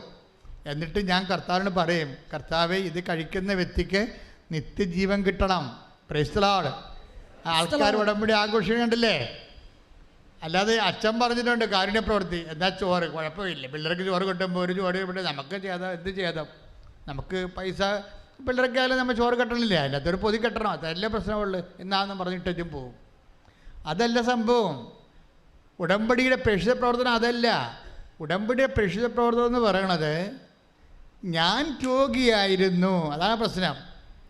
അല്ല ചുറ്റും നടന്ന ആൾക്കാർക്ക് ചോറും പൊതിയും കൊടുത്തിട്ട് പഴയ സാരിയും വിതരണം ചെയ്തിട്ട് ഞാൻ എന്തോ ആനക്കാരം ചെയ്തെന്ന് പറഞ്ഞ് ദൈവത്തിൻ്റെ കണ്ണി പൊടിയിടുന്ന അഭ്യാസമല്ലത്. ഇവിടുത്തെ ഉടമ്പടിയുടെ പ്രേക്ഷിത പ്രവർത്തനം എന്ന് പറഞ്ഞാൽ എന്താണ്? കർത്താവ് പറഞ്ഞിട്ടുണ്ട്, എന്തിൽ നിന്നാണ് അത് വന്നിരിക്കുന്നത്? ഞാൻ രോഗിയായിരുന്നു, നിങ്ങളെനിക്ക് എനിക്ക് വിശന്നു, നിങ്ങളെനിക്ക് ഭക്ഷണം തന്നു. ഞാൻ രോഗിയായിരുന്നു, നിങ്ങൾ എന്നെ സന്ദർശിച്ചു. അപ്പോൾ ജാൻസി ജോണി പറഞ്ഞത് എന്താണെന്നറിയാവോ? ഞാൻ ഈ രോഗിയെ പോയി കാണുന്നുണ്ട്. ആരായിട്ടാണ് ഞാൻ കാണുന്നത്? കർത്താവായിട്ടാണ് കാണുന്നത്. അല്ല ധർമ്മക്കാരനാണ്, അതുപോലെ തന്നെ രോഗിയാണ്, അല്ലെങ്കിൽ ആകാശപ്പറവയാണെന്നും പറഞ്ഞല്ല കാണുന്നത്. ഇങ്ങനെയുള്ള ആൾക്കാർക്കൊക്കെ പേരിട്ടിരിക്കണത് ആകാശപ്പറവയെന്നാണല്ലോ പേരിട്ടിരിക്കണത്. അത് എന്തൊരു ഇടിവെട്ട് പേരാണെന്ന് ദൈവത്തിന് അറിയാം. ആകാശപ്പറവെന്ന് പറഞ്ഞ സംഭവം ഇല്ല. കർത്താവ് പറഞ്ഞത് ഞാൻ ആകാശപ്പറവയെന്നല്ല പറഞ്ഞത്. ആകാശത്തിന് താഴെ കൂടുമില്ല, താഴെ മരവുമില്ല, മുകളിൽ ആകാശമില്ല, പറന്ന് നടക്കണ നിരാലംബരായ മനുഷ്യർ, അങ്ങനൊരു സംഭവം ഇല്ല. കർത്താവ് പറഞ്ഞത് ഉടമ്പടി നമ്മൾ അഭിസംബോധന ചെയ്യണത് ആകാശപ്പറവകളല്ല. മനുഷ്യനെ പിന്നെ ചുമ്മാ അവൻ ജീവിക്കാൻ നിവർത്തിയില്ലെന്ന് പറഞ്ഞുകൊണ്ട് അവൻ ആകാശപ്പറവെന്ന് പറഞ്ഞ് ബ്രാൻഡ് ചെയ്യേണ്ട കാര്യമില്ല. കർത്താവ് എന്താ പറഞ്ഞിരിക്കണത്? ഞാൻ രോഗിയായിരുന്നു. അതാ സംഭവം. കണ്ടില്ലേ? Take the word of God. ശ്രദ്ധിക്കട്ടെ. ഹല്ലേലൂയ. മത്തായി 25:36. അതാണ് സംഭവം. മത്തായി 25:35 വായിച്ചോളൂ. ഞാൻ നഗ്നനായിരുന്നു, നിങ്ങൾ എന്നെ ഉടുപ്പിച്ചു. ഞാൻ നഗ്നനായിരുന്നു. അപ്പം നമുക്ക് വസ്ത്രമില്ലാത്ത ഒരാളെ കണ്ടാൽ, വസ്ത്രം കുറഞ്ഞ ആളെ കണ്ടാൽ അവരാരായിട്ട് കാണണം? ഈശോയായിട്ട് കാണണം. അതാണ് സംഭവം. പിന്നെന്താണ്? ഞാൻ രോഗിയായിരുന്നു, നിങ്ങൾ എന്നെ സന്ദർശിച്ചു. അപ്പം ആശുപത്രി നമ്മൾ പോണത് ആരെ കാണാനാണ്? ഈശോനെ കാണാനാണ് പോണത്. ഈശോയെ കാണാൻ ആരാണ്? ആശുപത്രി നമ്മൾ എന്തിനാണ് പോണത്? ഈശോനെ കാണാനാണ് പോണത്. ആ വ്യക്തിയിൽ ഈശോനെ കാണണം. ഇപ്പം ജാൻസി ജോയി അങ്ങനെ ഒരു ബ്രാൻഡഡാണ് ആള്. ഇപ്പം ഞാൻ എല്ലാവരിലും ഈശോയെ കാണും. എന്നിട്ട് ഞാൻ അങ്ങനെ ഈശോനെ ശുശ്രൂഷിക്കുന്ന പോലെയാണ് ഞാൻ അവിടുത്തിരുന്ന് ഭക്ഷണം തീരണവരെ കാത്തിരിക്കണത്. അപ്പം അവരെ പ്രാർത്ഥിച്ച് സ്നേഹത്തോടെ അവർ ചെയ്യണ കാരുണ്യ പ്രവൃത്തി ഒരു ഫങ്ഷനല്ല, ഒരു മിഷനാണ്. പറഞ്ഞ മനസ്സിലായില്ലേ? നമുക്ക് വേണമെങ്കിൽ ഇതിപ്പോൾ ഇവിടെ കുറച്ച് നാളിന് മുമ്പ് ഇവിടെ ഒരു കാരുണ്യ പ്രവർത്തിക്കാരിറങ്ങിയായിരുന്നു. നമ്മുടെ ഇവിടുത്തെ നമ്മുടെ ഇവൻ്റെ ആംബുലൻസിൻ്റെ ഡ്രൈവർ, അയാളും കുറേ ചേടത്തിമാരും കൂടി ഇവിടുന്ന് നിങ്ങൾ കൊണ്ടുവന്ന ഉടുപ്പെല്ലാം കൂടി തുമ്പോളിലെ ഓമനപ്പുഴ എവിടെയോ കൊണ്ടുപോയി കൊടുത്ത് ചുമ്മാ ഉടുപ്പ് കാണിച്ചതേ ഉള്ളൂ. ഇവരുടെ ഉടുപ്പ് വരെ ആൾക്കാർ പറിച്ചുകൊണ്ട് പോയി. എന്നിട്ട് ഞാൻ നോക്കിയപ്പോൾ പുള്ളിക്കാരൻ പ്ലാസ്റ്ററൊക്കെ ഇട്ട് വന്നിരിക്കുകയാണ് ആൾക്കാർ കൈകാര്യം ചെയ്തിട്ട്. ഇതാണ് അവസ്ഥ. ഇത് കാരുണ്യ പ്രവൃത്തിയാണ്? അല്ല. ഇപ്പം നമ്മൾ എന്താ ചെയ്തിരിക്കണമെന്ന് അറിയാമോ? നമ്മൾ അതിനൊരു ബിൽഡിങ് ചെയ്തിരിക്കുകയാണ് ഇവിടെ. എന്നിട്ട് നിങ്ങൾ തന്നെ വന്നിട്ട് കർത്താവിനെ കണ്ടെത്തണം സമൂഹത്തിൽ നിന്ന്. എന്നിട്ട് നിങ്ങൾ ഇവിടുന്ന് നിങ്ങളുടെ ഉടമ്പടി പേപ്പറിൻ്റെ സ്റ്റാറ്റസ് കാണിച്ചിട്ട് നിങ്ങൾ കൊണ്ടുവന്ന ഉടുപ്പുകൾ നിങ്ങൾ തന്നെ, ഇപ്പോൾ കുറേ ആൾക്കാർ കുറേ ആയിരക്കണക്കിന് ഉടുപ്പ് ഇവിടെ ഇരിപ്പുണ്ട്. നിങ്ങൾ ആ സ്റ്റാറ്റസ് കാണിച്ച് ഉടമ്പടിയുടെ പ്രേക്ഷിത പ്രവർത്തനം അല്ല, വരെ വന്നവർക്ക് പണം കൊടുക്കത്തില്ല. ഇത് പ്രേക്ഷിത പ്രവർത്തനമാണിത്. അപ്പോൾ പ്രേക്ഷിത ചൈതന്യമുള്ള ആൾക്കാർ വന്ന് പറയണം ഞങ്ങൾക്ക് നല്ല ഉടുപ്പ് തരണം. ഒരു 3-4 ഉടുപ്പ് തന്നാൽ ഞങ്ങളെ വേണ്ടി പ്രാർത്ഥിച്ച് കൊണ്ടുപോയി ആശുപത്രി കൊടുത്തോളാം. മനസ്സിലായില്ലേ? നിങ്ങളുടെ കൊടുക്കാൻ ഇല്ലയെന്നുണ്ടെങ്കിൽ ഇവിടെ ഉണ്ട്, വന്ന് വാങ്ങിച്ചുകൊണ്ട് പോയാൽ മതി. പക്ഷെ കൊടുക്കുമ്പോൾ ഒരു പ്രശ്നം എന്താ ഉള്ളത്? ഞാൻ നഗ്നനായിരുന്നു. മനസ്സിലായ? അതാണ് വിഷയം. ഞാൻ ജാൻസി ജോയി അങ്ങനെ ചെയ്യണത്. ഞാൻ ഈശോനെ കാണും. ഭക്ഷണം കൊടുക്കുമ്പോൾ തന്നെയും ആ വ്യക്തിയുടെ ആത്മാവിനെ കാണും, ശരീരത്തല്ല കാണുന്നത്. വിശന്ന വയറിനേക്കാൾ ഉപരി വിശന്ന ആത്മാവിനെ കണ്ടിട്ട് അവൾ ഉടമ്പടി തൈലം ഒഴിച്ചിട്ട് ഒരു കുരിശിടും. എന്നിട്ട് പ്രാർത്ഥിക്കും. വിശ്വാസപ്രമാണം ചൊല്ലി പ്രാർത്ഥിക്കും, കർത്താവേ ഈ ഭക്ഷണം കഴിക്കുന്ന ആൾ അങ്ങേ കണ്ടെത്തി ജീവിക്കാൻ ഇടയാക്കണമേ. കണ്ട പ്രേക്ഷിത പ്രവർത്തനം. ഇതാണ് ഉടമ്പടി പ്രേക്ഷിത പ്രവർത്തനം എന്ന് പറയണത്. അപ്പോൾ ഇങ്ങനെ ചെയ്തു വന്നപ്പോൾ ഒരു ദിവസം അവർ ചെന്നപ്പോൾ ഒരു രോഗി ഇരിക്കണം. അയാൾക്കാണെങ്കിൽ ഈ അന്നനാളം മുതൽ വയറ് വരെ ഇങ്ങനെ വ്രണം വെച്ച് ഈച്ചയും പിടിച്ചിരിക്കുക. അന്നനാളം വരെ പ്രാകൃതമായ അവസ്ഥയിലിരിക്കുക വഴിവെക്കൽ. ഇപ്പോൾ ഒക്കെ സങ്കടമായി. ഇപ്പോൾ ഇവർക്ക് തോന്നി തൽക്കാലം കുറച്ച് ഭക്ഷണം കൊടുത്തിട്ട് പോന്നിട്ട് പിറ്റേ ദിവസം അവർ വിചാരിച്ചത് എന്താണെന്നറിയാവോ? എന്താണ് വിചാരിച്ചത്? ഈ അന്നനാളം പോലെ കുറേ പഴക്കം ചെന്ന വ്രണമാണ്, മണമുണ്ട്, പുഴുക്കളുണ്ടെന്ന് തോന്നണേ, ഈച്ച പിടിച്ചിട്ടുണ്ട്. അവർ പറഞ്ഞു കേൾക്കണത്, കർത്താവേ നാളെ ചെല്ലുമ്പോൾ ആ രോഗി അവിടെ ഉണ്ടാകണേ. എന്തിനാണ്? ഇവർ ബെറ്റാഡിനെടുത്ത് കുറച്ച് ഫസ്റ്റ് എയ്ഡൊക്കെ എടുത്തുകൊണ്ട് പോവുകയാണ്. അപ്പോൾ ബെറ്റാഡിനെടുത്ത് കഴിഞ്ഞപ്പോൾ അവർ ഡേറ്റ് നോക്കിയപ്പോൾ ബെറ്റാഡിൻ്റെ ഡേറ്റ് കഴിഞ്ഞു പോയി. അപ്പം അത് ഉപയോഗിക്കാൻ പറ്റുകയില്ല. അപ്പോൾ അവർ പറയണതേ ഈശോയ്ക്ക് ഉപയോഗിക്കണമല്ലേ, അപ്പം അത് ഡേറ്റ് കഴിഞ്ഞത് ഉപയോഗിക്കുന്നത് കള്ളത്തരമല്ലേ. അപ്പം ഞാൻ അവിടെ വെച്ചിട്ട് എനിക്ക് സങ്കടത്തോടെ ഞാൻ ചെന്ന് മറ്റു മരുന്നെടുത്തോണ്ട്, അപ്പം ഞാൻ ചെന്ന് അങ്ങേരെ കണ്ടപ്പോഴേ അങ്ങേരുടെ ആ കഴുത്തുമോ ഇവിടം വരെ സാധാരണ ശരീരം പോലെ പുറത്തിരിക്കണമെന്ന്. Hallelujah, hallelujah. അതാണ് സംഭവം. ഈശോ അവരുടെ മനസ്സാക്ഷി കണ്ട് കർത്താവ് അവരെ ആ മനുഷ്യനെ സുഖപ്പെടുത്തി. അയാൾ ഓടി വന്നിട്ടും പറഞ്ഞ് എനിക്ക് 2 പൊതി തരണം, ഒരാൾക്ക് കൂടി കൊടുക്കാനുണ്ടെന്ന്. മക്കളെ, ഇതാണ് ഉടമ്പടിയുടെ പ്രേക്ഷിത പ്രവർത്തനം എന്ന് പറയുന്നത്. നിങ്ങൾ ഈശോനെ കാണണം അതിൻ്റെ അകത്ത്. അല്ലാതെ ഇതൊരു ഫങ്ഷൻ പോലെ കണ്ടാൽ ഇത് വർക്കൗട്ട് ചെയ്യത്തില്ല. കാര്യം ഇതിൻ്റെ അകത്ത് ഞാനൊരു കാര്യം നിങ്ങൾ പറയട്ടെ. ഇപ്പോൾ ഈ കാനങ്കാരി അവസാനം എങ്ങനെ അവസാനം, യുവർ ഫെയ്ത്ത് ഈസ് ഗ്രേറ്റ്, നിൻ്റെ വലിയ വിശ്വാസമാണെന്ന് പറഞ്ഞ് കർത്താവ് അവളുടെ വിശ്വാസത്തെ അംഗീകരിച്ച് പറഞ്ഞ് അവൾ അനുഗ്രഹിക്കുകയും ചെയ്ത്. അപ്പം നമുക്ക് ആസ്തിയായി. പക്ഷേ ഇതിന് വേറെ ഇതുപോലെ തന്നെ യഹൂദനല്ലാത്ത ഒരാളെ കാണുന്നുണ്ട് കർത്താവ്. അതൊരു യഹൂദ പ്രമാണി വന്നിട്ട് ശതാധിപനോട് പറയും, ശതാധിപനെ കുറിച്ച് പറയും, ഈ ശതാധിപൻ എന്ന് പറയുന്ന ആളിൻ്റെ ഭൃത്യൻ രോഗബാധിതനായി വീട്ടിൽ കിടക്കുകയാണ്. എന്നിട്ട് 2 കാര്യം പറയും. എന്താ പറയണത് ശതാധിപനെ കുറിച്ച്? ഒന്ന് വായിച്ചോളൂ. 5:7-5 യൂക്കാൻ്റെ സുവിശേഷം. സ്തുതിക്കട്ടെ. ഹല്ലേലൂയ, ഹല്ലേലൂയ, ഹല്ലേലൂയ, ഹല്ലേലൂയ, ഹല്ലേലൂയ. യേശുവേ നന്ദി. ഹല്ലേലൂയ, ഹല്ലേലൂയ, ഹല്ലേലൂയ, ഹല്ലേലൂയ, ഹല്ലേലൂയ. ലൂക്ക 7:5. എന്തെന്നാൽ അവൻ നമ്മുടെ ജനത്തെ സ്നേഹിക്കുന്നു. അതാ സംഭവം. ആ ശതാധിപനെ കുറിച്ച് റിപ്പോർട്ട് കൊടുക്കണത് ഇങ്ങനെയാണ്. എന്താണ് ഈ യഹൂദ പ്രമാണി വന്ന് ഈശോയൊക്കെ പറയുന്ന 2 കാര്യങ്ങളാണ്. എന്താണ്? ലൂക്ക 7:5 എന്താ പറയണത്? 1, അവൻ നമ്മുടെ ജനത്തെ സ്നേഹിക്കുന്നു, മനുഷ്യപ്പറ്റുള്ള ആളാണെന്ന്. 2ാമത്തെ എന്താ? നമുക്ക് ഒരു സിനഗോഗ് പണിയിച്ചു തരികയും നമുക്കൊരു പ്രാർത്ഥനാലയം പണിയിച്ചു തരികയും ചെയ്തിട്ടുണ്ട്. കണ്ട, അയാൾക്ക് ആസ്തിയുണ്ട്. അയാൾ 0 ബാലൻസിലുള്ള ആളല്ല.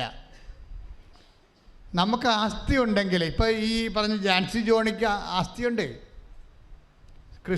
കർത്താവിന് വേണ്ടി ജോലി ചെയ്ത് വരുമ്പോൾ നല്ല ആസ്തി ഉണ്ടാവും.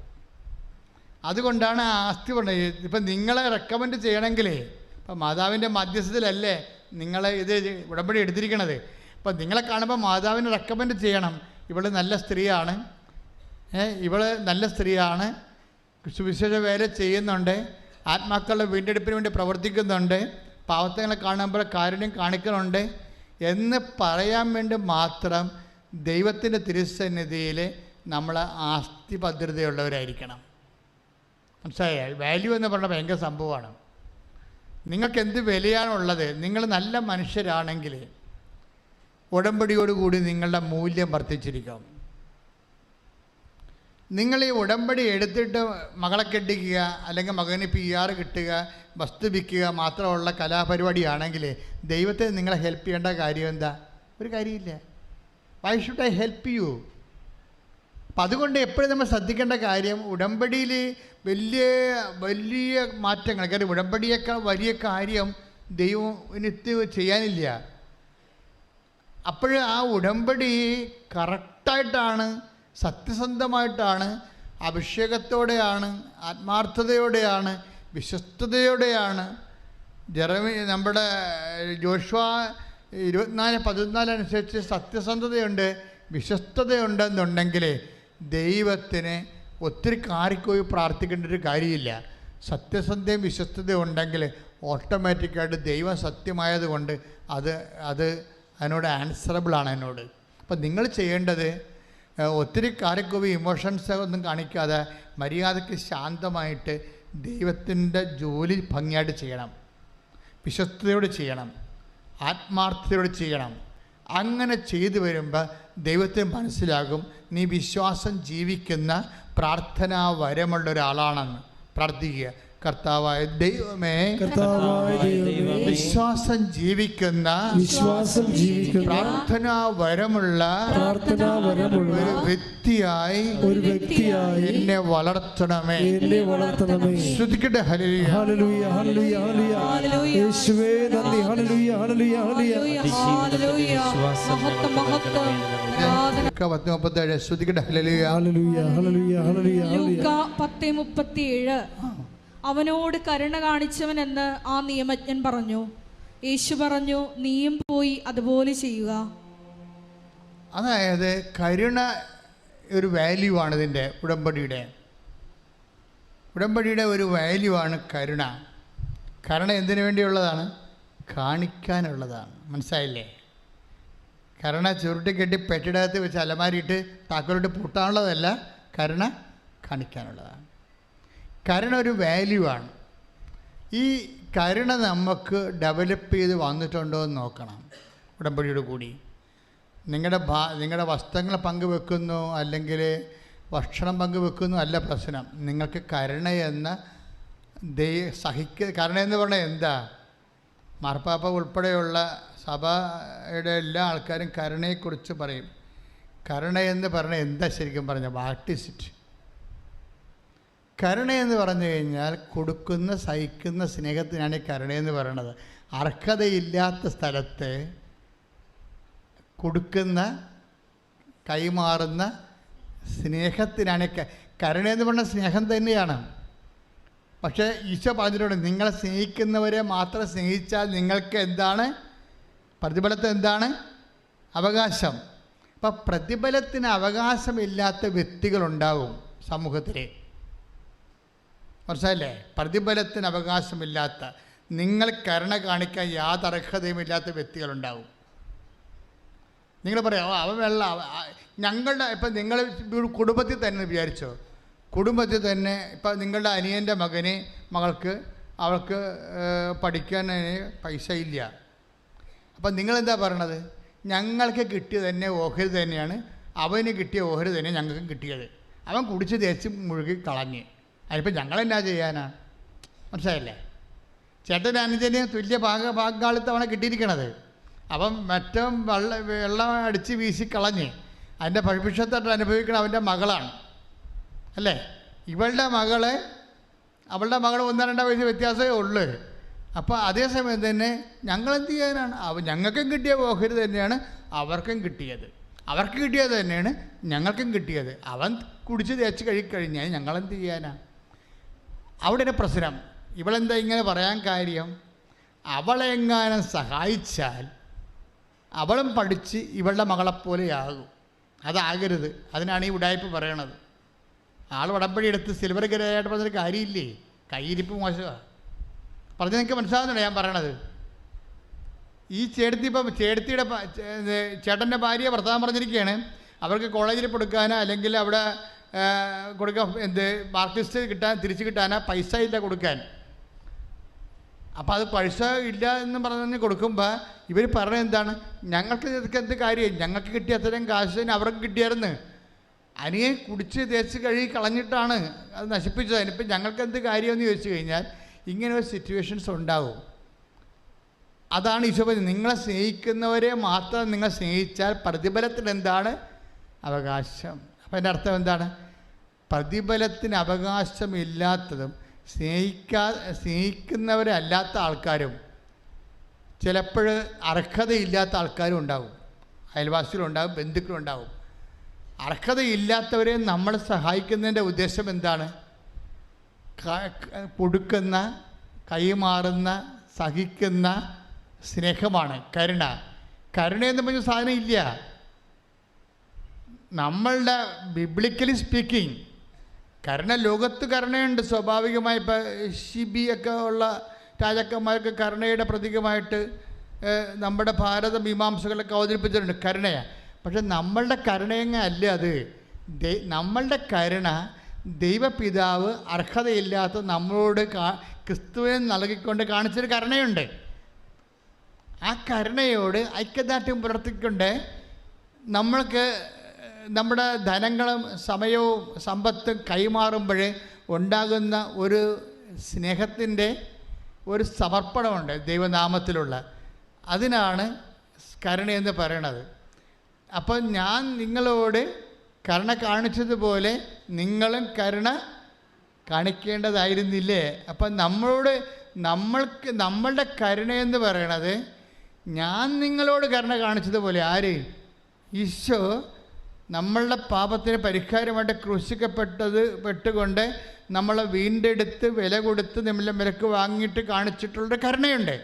അതുപോലെ നിങ്ങളും പരസ്പരം യോഗ്യത നോക്കാതെ എന്നെ പ്രതി കരുണ കാണിക്കേണ്ടതായിരുന്നില്ലേ എന്നാണ് ചോദിക്കണത്. ഉടമ്പടിയുടെ പ്രധാനപ്പെട്ട ഒരു പ്രമേയം അതാണ്, കരുണ. അപ്പം ആ രീതിയിൽ കരുണ കാണിച്ച് വളർന്നു കഴിയുമ്പോൾ ദൈവത്തിന് എന്ത് സംഭവിക്കണത്?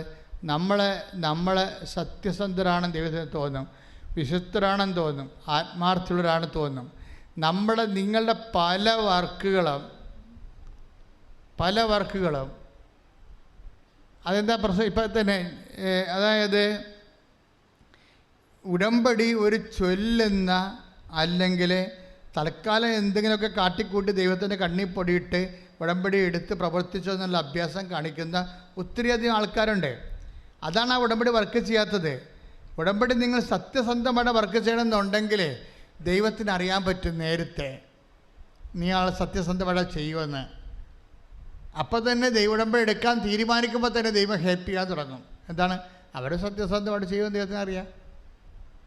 ഇതിപ്പോൾ ഉടമ്പടി എടുത്തിട്ട് 1 പുതുക്കിയിട്ടും 2 പുതുക്കിയിട്ടും എന്തുകൊണ്ടാണ് ഒരു മൂവ്മെൻറ്റ് ദൈവഭാഗത്തുനിന്ന് ഇല്ലാത്തത്? നമ്മൾ അനങ്ങിയിട്ടില്ല. നമ്മളിപ്പോഴും ഇതിൻ്റെ ഫലം നോക്കിയിരിക്കുകയാണ്. ഓഫർ ലെറ്റർ വന്ന, വിസ വന്ന, പൈസ വന്ന, ബാങ്കുകാരൻ തിരിച്ച് വിളിച്ച് ലോൺ തരുമെന്ന് പറഞ്ഞായിരുന്നല്ല അച്ഛൻ. അത് ബാങ്കുകാരൻ്റെ ഫോൺ എടുക്കുമ്പോൾ ബാങ്കുകാരനായിരിക്കും എന്നൊക്കെ പറഞ്ഞിട്ട്, എൻ്റെ പൊന്നുമകളെ നിന്നോട് പറഞ്ഞ കാര്യം നീ ചെയ്യ്. നിന്നോട് ദൈവം പറഞ്ഞ കാര്യങ്ങളെ ആത്മാർത്ഥമായിട്ട് കർത്താവിൻ്റെ തിരുസന്നിധിയിൽ ദൈവത്തിൻ്റെ സുവിശേഷ വേലക്കാരത്തിയായിട്ട് ദൈവസ്നേഹം നിറഞ്ഞ് കർത്താവിൻ്റെ സുവിശേഷ സാക്ഷിയായിട്ട് മാറ്. അപ്പം പിന്നെ അച്ഛൻ്റെ അവിടെ ആവശ്യമില്ല. അതോടുകൂടി കർത്താവ് നിൻ്റെ ഈ വിഷയമല്ല, വരാൻ പോകുന്ന എത്ര വിഷയങ്ങളാണ് ദൈവം നിങ്ങൾക്ക് ചെയ്യാൻ പോണത്. നിനക്കറിയാൻ പാടില്ലാത്ത കാര്യങ്ങൾ പോലും ദൈവം ചെയ്യും. ഇപ്പോൾ ഒരു ടീച്ചർ ദിവസം സാക്ഷ്യം പറഞ്ഞില്ല കൊച്ചിന്ന്. ടീച്ചർ പറയണത് എന്താണ്? എനിക്ക് എൻ്റെ ജോലി പോയി, പക്ഷേ കേരളത്തിൽ എനിക്ക് എൻ്റെ പ്രൊഫഷന് പറ്റിയ ശമ്പളം തരാനുള്ള കമ്പനി ഇല്ല. പുറത്തോട്ട് പോകാൻ അവർക്ക് താല്പര്യമില്ല.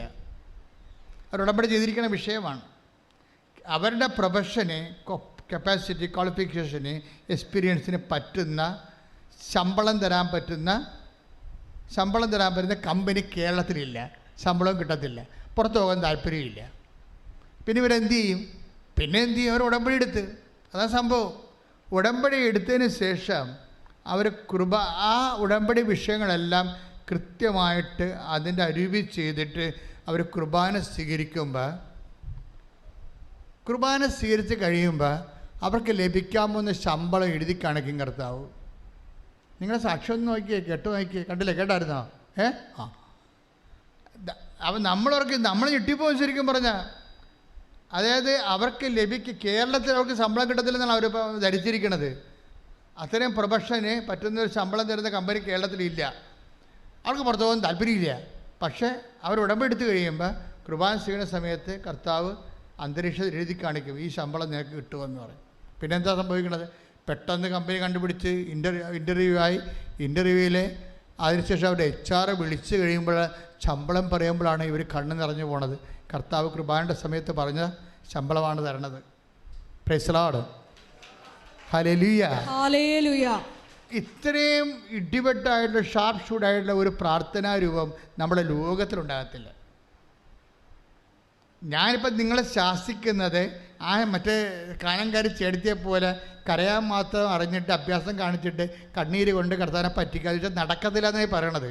മര്യാദക്ക് അതിൻ്റെ അരൂപി മനസ്സിലാക്കിയിട്ട് കരുണയും സ്നേഹവും കൊണ്ട് ആത്മാർത്ഥവും സത്യസന്ധവുമായിട്ട് ദൈവത്തെ ആരാധിക്കുന്നൊരു സമൂഹത്തിൻ്റെ ഭാഗമായി ഉടമ്പടി നിങ്ങളെ മാറ്റട്ടെ എന്ന് പ്രാർത്ഥിച്ചുകൊണ്ട് ശ്രദ്ധിക്കട്ടെ. ഹല്ലേലൂയ. ഹല്ലേലൂയ, ഹല്ലേലൂയ, യേശുവേ നന്ദി. ഹല്ലേലൂയ, ഹല്ലേലൂയ, ഹല്ലേലൂയ, ഹല്ലേലൂയ, ഹല്ലേലൂയ, ഹല്ലേലൂയ.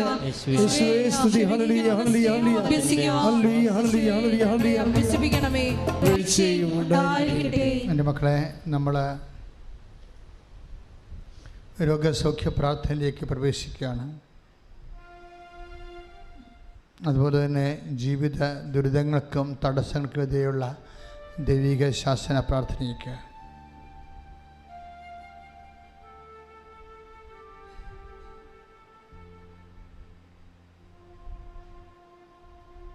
കർത്താവ് അനേകം മക്കളെ സുഖപ്പെടുത്തുകയും തൻ്റെ തിരുമുറിവാർന്ന വലതുകരത്താൽ ആശീർവദിക്കുകയും ചെയ്യുന്ന സമയമാണ്. ഏകാഗ്രതയുടെ മനസ്സ് കർത്താവിൽ അർപ്പിച്ചുകൊണ്ട് സന്തോഷത്തോടെ ഇവിടെയുള്ളവരും ഓൺലൈനിലുള്ളവരും ഏകാഗ്രതയുടെ മനസ്സ് ദൈവത്തിന് അർപ്പിക്കുക.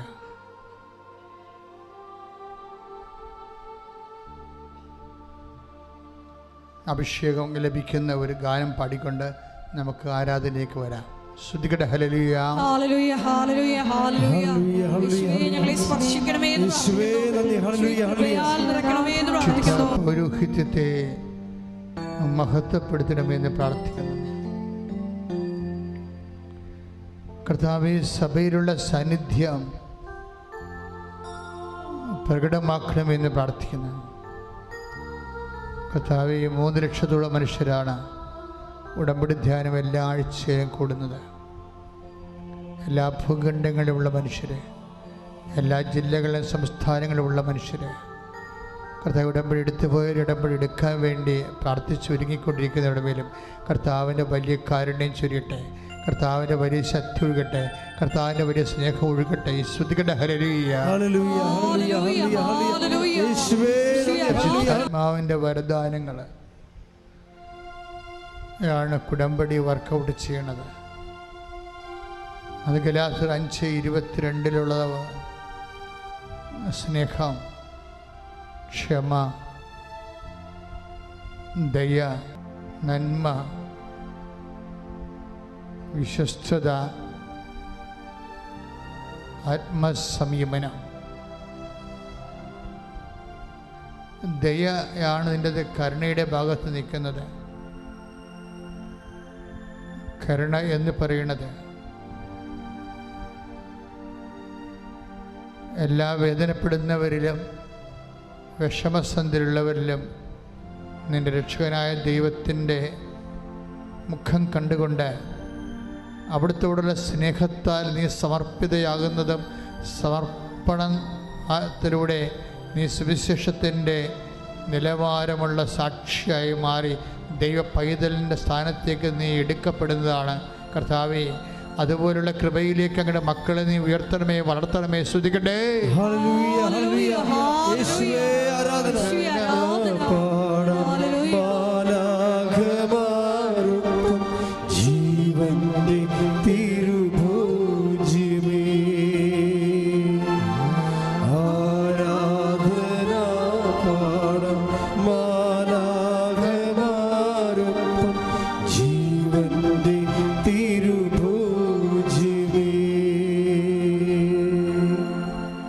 എൻ്റെ പ്രിയപ്പെട്ടവരെ, നമ്മൾ ഉടമ്പടി വച്ചിരിക്കുന്ന അനേകം കാര്യങ്ങളുണ്ട്. ആ മേഖലയെല്ലാം ദൈവത്തിൻ്റെ കരുണയാണ് നമ്മൾ അടിസ്ഥാനപരമായിട്ട് പ്രതീക്ഷിക്കുന്നതും യാചിക്കുന്നതും. കർത്താവേ, ഞങ്ങളുടെ ഉടമ്പടി നിയോഗങ്ങളോട് നീ കരുണ തോന്നണമെന്ന് പ്രാർത്ഥിക്കുന്നു. അങ്ങനെ നീ കരുണ തോന്നാൻ വേണ്ടി ഞങ്ങളുടെ നിബന്ധനകളോട് കർത്താവേ, ഉടമ്പടിയുടെ കരുണയിൽ അധിഷ്ഠിതമായ ഒരു ആധ്യാത്മികമായ അഭിഷേകം ഞങ്ങളെ വളർത്തണമെന്ന് പ്രാർത്ഥിക്കുന്നു. കർത്താവേ, ഓരോ ദിവസവും ഉണ്ടാകുന്ന ഓരോ സംഭവങ്ങളും, ഓരോ ദിവസങ്ങളും ഞങ്ങൾ കണ്ടുമുട്ടുന്ന ഓരോ വിഷയങ്ങൾ എല്ലായിടത്തും ദൈവത്തെ കണ്ടെത്തി ദൈവത്തിന് വേണ്ടി ജീവിക്കാൻ ഞങ്ങൾക്ക് പ്രത്യേകമായ അഭിഷേകം നൽകിക്കൊണ്ട് ഞങ്ങളെ കൃപയിൽ വളർത്തണമെന്ന് പ്രാർത്ഥിക്കുന്നു. പ്രാർത്ഥനാ വരം കൊണ്ട് അതുപോലെ വിശ്വാസ വരം കൊണ്ട് ഞങ്ങൾക്ക് നിലവാരമുള്ള സുവിശേഷ സാക്ഷികളായി ഞങ്ങൾ ഉയർത്തണമെന്ന് പ്രാർത്ഥിക്കുന്നു. ശ്രുതിക്കട്ടെ, കൊണ്ട് ശ്രുതിക്കട്ടെ മക്കളെ. കർത്താവേ, നിന്റെ ഉന്നതമായ നാമത്തിന് സ്വന്തം ചെയ്യുന്ന കർത്താവെ, മക്കളുടെ കരുണ തോന്നി ഇവിടെ പ്രാർത്ഥിക്കുന്നവരും തീർത്ഥാടനത്തിൽ പ്രാർത്ഥിക്കുന്നവരും അന്യദേശങ്ങളിൽ നിന്ന് പ്രാർത്ഥിക്കുന്നവരും കർത്താവെ, ഇപ്പോഴേ ദേവാലയത്തിൽ കർത്താവെ നിന്റെ ജീവനോടെ നീ ജ്വലിച്ചു നിൽക്കുന്ന ദൈവികമായ അഭിഷേകത്തിൻ്റെ ഈ വലിയ നിമിഷങ്ങളിൽ കർത്താവെ, നിന്റെ കരുതരണാമങ്ങളാണ് ഇപ്പോഴതിൻ്റെ അത്ഭുതകരങ്ങളെ മക്കളെ സ്പർശിക്കണമെന്ന് പ്രാർത്ഥിക്കുന്ന കർത്താവെ. രോഗികൾ, പീഡിതർ, കർത്താവ് ആന്തരിക അവയവങ്ങളിലെ രോഗമുള്ളവർ, കർത്താവ് ചർമ്മങ്ങളിലെ അലർജി ഉള്ളവർ, മുടി കൊഴിഞ്ഞു പോകുന്നവർ, കർത്താവ് കീമോ എടുത്തുകൊണ്ടിരിക്കുന്നവർ, കിഡ്നി രോഗികൾ, കരൾ രോഗികൾ, വിസർപ്പ രോഗികൾ, കർത്താവ് വിശിഷ്ടമുള്ളവർ, കർത്താവ് മക്കളെ ഇല്ലാത്തവർ, കർത്താവ് ഗർഭാശയത്തിലും അന്നനാളത്തിലും എല്ലാം കർത്താവ് ശിഷ്ടമുള്ളവർ, കർത്താവ് ബ്ലീഡിംഗ് ഉള്ളവർ, കർത്താവ് മൂത്രാശയത്തിൽ കല്ലുള്ളവർ, മൂത്രമൊഴിക്കുമ്പോൾ വേദന ഉള്ളവർ, പലതരത്തിലുള്ള കർത്താവ് ആന്തരിക അവയവങ്ങളെ സ്രാവങ്ങളുള്ളവർ, കർത്താവിൻ്റെ കരുണ ചൊരിയുടെ കർത്താവ് അങ്ങയുടെ വിശുദ്ധ പൗരോഹിത്യത്തെ മഹത്വപ്പെടുത്തിക്കൊണ്ട് കർത്താവ് സഭയിലുള്ളതിൻ്റെ സാന്നിധ്യം പ്രകടമാക്കണം പ്രാർത്ഥിക്കുന്ന കർത്താവിൻ്റെ വിശുദ്ധ പൗരോഹിത്യം മഹത്വപ്പെടുന്ന അടിപ്പെടുന്ന പോലെ വൈദാഖലം പോലെ ദൈവികമായ ശക്തി കർത്താവ് ഉച്ച മുതൽ ഉള്ളംകാല് വരെ മക്കളുടെ മേൽ കർത്താവ് ആവശ്യിക്കുന്ന കർത്താവ് എല്ലാ കോശങ്ങളിലും എല്ലാ പേശികളിലും എല്ലാ ഞാടി ദന്തുക്കളിലും ഞാടി ഞരമ്പുകളിലും കർത്താവ് ഹൃദയ ധമനികളെ, ഹൃദയ ഭിത്തികളെ, ഹൃദയ കോശങ്ങൾ കർത്താവ് ഹൃദയത്തിൻ്റെ അസ്വസ്ഥ, കരളിൻ്റെ അസ്വസ്ഥങ്ങൾ, കിഡ്നിയുടെ അസ്വസ്ഥങ്ങൾ കർത്താവ്, എല്ലാവിധ ആന്തരിക അവയവങ്ങൾ കർത്താവ്, ഘരണീയ രോഗങ്ങൾ, PCOD രോഗങ്ങൾ, വിസർപ്പ രോഗങ്ങൾ കർത്താവ്, പാരസസ് രോഗങ്ങൾ കർത്താവ്, എല്ലാ തരത്തിലുള്ള രോഗങ്ങൾ, ബ്രെയിൻ ട്യൂമറുള്ളവർ, ട്യൂമറിൻ്റെ അസുഖങ്ങൾ, മറ്റിടങ്ങളിൽ ശാരീരികമായ ഇടങ്ങളിലുള്ളവരുടെ സിസ്റ്റമുള്ളവർ കർത്താവ്, എപ്പിലെപ്സി രോഗികൾ കർത്താവ്, കർത്താവ് പലതരത്തിലുള്ള രോഗങ്ങൾ അനുഭവിക്കുന്ന മക്കൾ കർത്താവ് അങ്ങയുടെ തിരുസന്നിധി ഉച്ച മുതൽ കർത്താവ് ഉള്ളംകാല് വരെ കർത്താവ് എല്ലാ കോശങ്ങളിലും പേശികളിലും കർത്താവിൻ്റെ വിശുദ്ധമായ രക്തം പടരട്ടെ എന്ന് പ്രാർത്ഥിക്കുന്ന കർത്താവ്. മരുന്നോ ലേപനമല്ല കർത്താവ്, പക്ഷാവൃത്തോടെ മരുന്നോ ലേപനമല്ല കർത്താവ്, പരം കർത്താവ് മരുന്നോ ലേപനമല്ല കർത്താവ്. അങ്ങയുടെ വചനമാണ് മക്കളെ സുഖപ്പെടുന്ന ജീവിതത്തിൻ്റെ ദുരിതങ്ങൾ, ജീവിതത്തിലെ തടസ്സങ്ങൾ, ജോലിയില്ലാത്ത അവസ്ഥകൾ, വിസ ഒത്തുവരാത്ത അവസ്ഥകൾ കർത്താവ്, പരീക്ഷയ്ക്ക് കർത്താവ്, പഠന റിസൾട്ട് പ്രതീക്ഷിക്കുന്നവർ, പരീക്ഷയ്ക്ക് വേണ്ടി ഒരുങ്ങിക്കൊണ്ടിരിക്കുന്നവർ കർത്താവ്, ഇൻ്റർവ്യൂ ടെസ്റ്റിന് വേണ്ടി കർത്താവ് അഭിമുഖീകരിക്കുന്ന കർത്താവ്, ജോലിക്ക് വിദേശ യാത്രയ്ക്ക് വേണ്ടി ഒരുങ്ങുന്നവർ കർത്താവ്, വിദേശത്ത് പോയിട്ട് കർത്താവ് ജോലി കിട്ടാതെ അറിയുന്നവർ കർത്താവ്, പലതരത്തിലുള്ള കേസുകൾ അകപ്പെട്ടിരിക്കുന്ന കർത്താവ്, എല്ലാ തരത്തിൽ കർത്താവ്, മക്കളില്ലാത്തവർ കർത്താവ്, ഉള്ള മക്കൾ കർത്താവ് ചാപിള്ളയായി പല പ്രാവശ്യം ഗർഭവർഷമായി പോയിട്ടുള്ള മക്കൾ, നടുവേദനക്കാർ കർത്താവ്, ശ്വാസകോശ സ്പൊണ്ടിലോസിന് അസുഖമുള്ളൊരു കർത്താവ്, എല്ലാം കർത്താവ് വിശുദ്ധമായ രക്തത്താൽ ഉച്ച മുതൽ കർത്താവ് ഉള്ളംകാല് വരെ മാരക രോഗങ്ങൾ, തീരാവേദികൾ, സർവ്വ രോഗങ്ങൾ യേശു ക്രിസ്തുവിൻ്റെ ഉന്നതമായ നാമത്തിൽ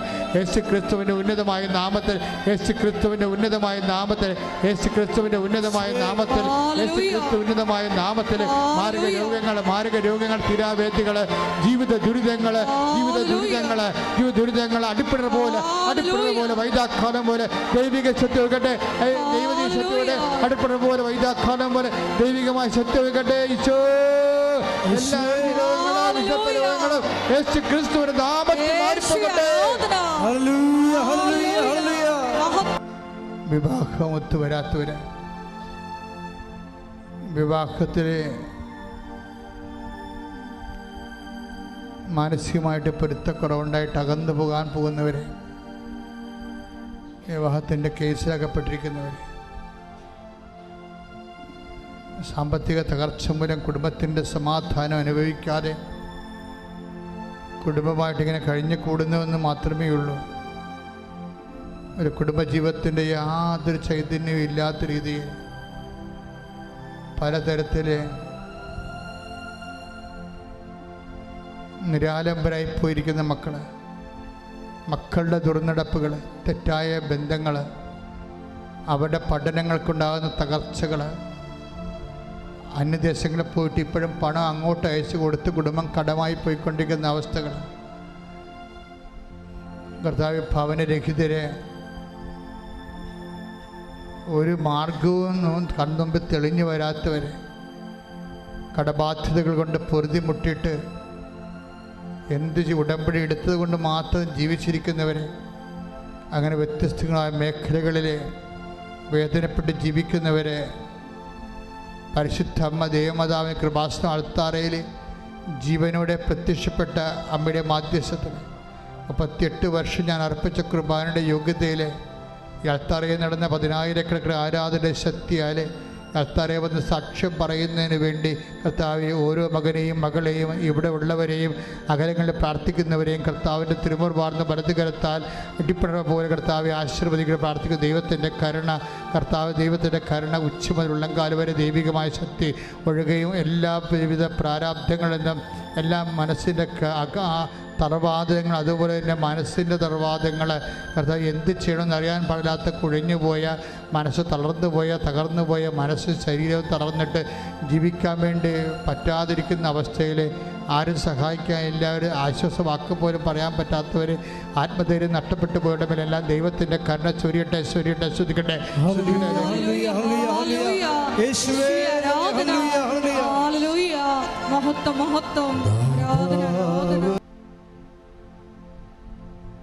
ഈ ആഴ്ചയിലും ഈ മാസത്തിലും അത് നടക്കേണ്ട വിഷയങ്ങൾ പരിശുദ്ധ അമ്മയുടെ മാധ്യസ്ഥയിൽ ഏൽപ്പിച്ചുകൊണ്ട് പ്രാർത്ഥിക്കുക. ഫലപ്രദമായ ഉടമ്പടി എടുക്കാൻ വേണ്ടി പ്രാർത്ഥിക്കുക. ഉടമ്പടി അല്പം ചൈതന്യം കുറഞ്ഞു പോയവർ ഇരട്ടി ചൈതന്യത്തിന് വേണ്ടി പ്രാർത്ഥിക്കുക.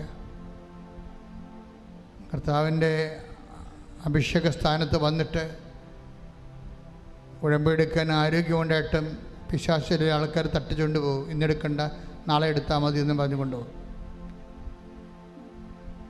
അങ്ങനെയുള്ള പ്രലോഭനങ്ങളിൽ ഇരിക്കുന്നവർ, ടെസ്റ്റിലിരിക്കുന്നവർ ഇന്ന് തന്നെ എടുത്തുകൊണ്ട് പോകണമെന്ന് അച്ഛൻ്റെ അഭിപ്രായം. ബാക്കിയുള്ള കാര്യം ദൈവം നോക്കിക്കോളും. സാത്താൻ്റെ തട്ടിപ്പിൽ വീണ് പോകരുത്. സമാപന ആശീർവാദമാണ്. എന്തെങ്കിലും വ്യക്തിപരമായ വിഷയങ്ങളുള്ളവർ ഇപ്പോൾ കണ്ണീരോടെ കർത്താവിൻ്റെ തിരുസന്നിധി പ്രാർത്ഥിക്കുക.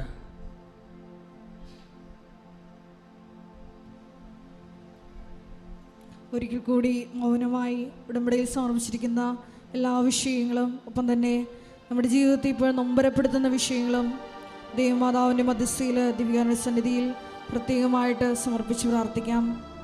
ഒപ്പം തന്നെ ഇന്നത്തെ ധ്യാനത്തിൻ്റെ വചന വെളിപാടിൻ്റെ അടിസ്ഥാനത്തിൽ പ്രാർത്ഥന വരമെന്ന വലിയ കൃപയ്ക്ക് വേണ്ടി നമുക്ക് പ്രാർത്ഥിക്കാം. വിശ്വാസ വരം ലഭിക്കുന്നതിന് വേണ്ടി നമുക്ക് പ്രത്യേകം പ്രാർത്ഥിക്കാം. കാരുണ്യ പ്രവർത്തികളിലൂടെയും പ്രേക്ഷിത പ്രവർത്തനങ്ങളിലൂടെയും ദൈവത്തിരുസന്നിധിയിൽ ആസ്തി വർദ്ധിപ്പിച്ചെടുക്കുവാൻ ഈശോയെ ഈ ആരാധനയിലൂടെ ഞങ്ങൾ ഓരോരുത്തരെയും അഭിഷേകം ചെയ്യണമേ എന്ന് പ്രാർത്ഥിച്ചുകൊണ്ട് ശിരസ് നമിച്ച് നമുക്ക് ദിവ്യകാരുണ്യനാഥൻ്റെ ആശീർവാദം സ്വീകരിക്കാം.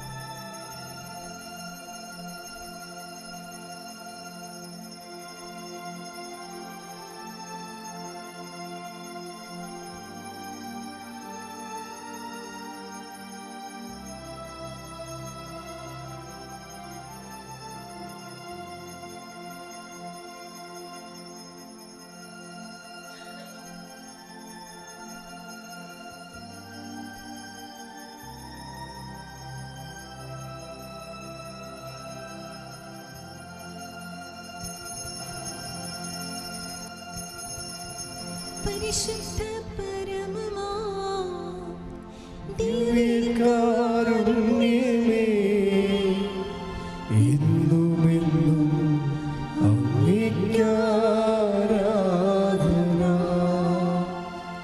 പരിശുദ്ധ പരമമാ ദിവ്യകാരുണ്യമേ, എന്നുമെന്നും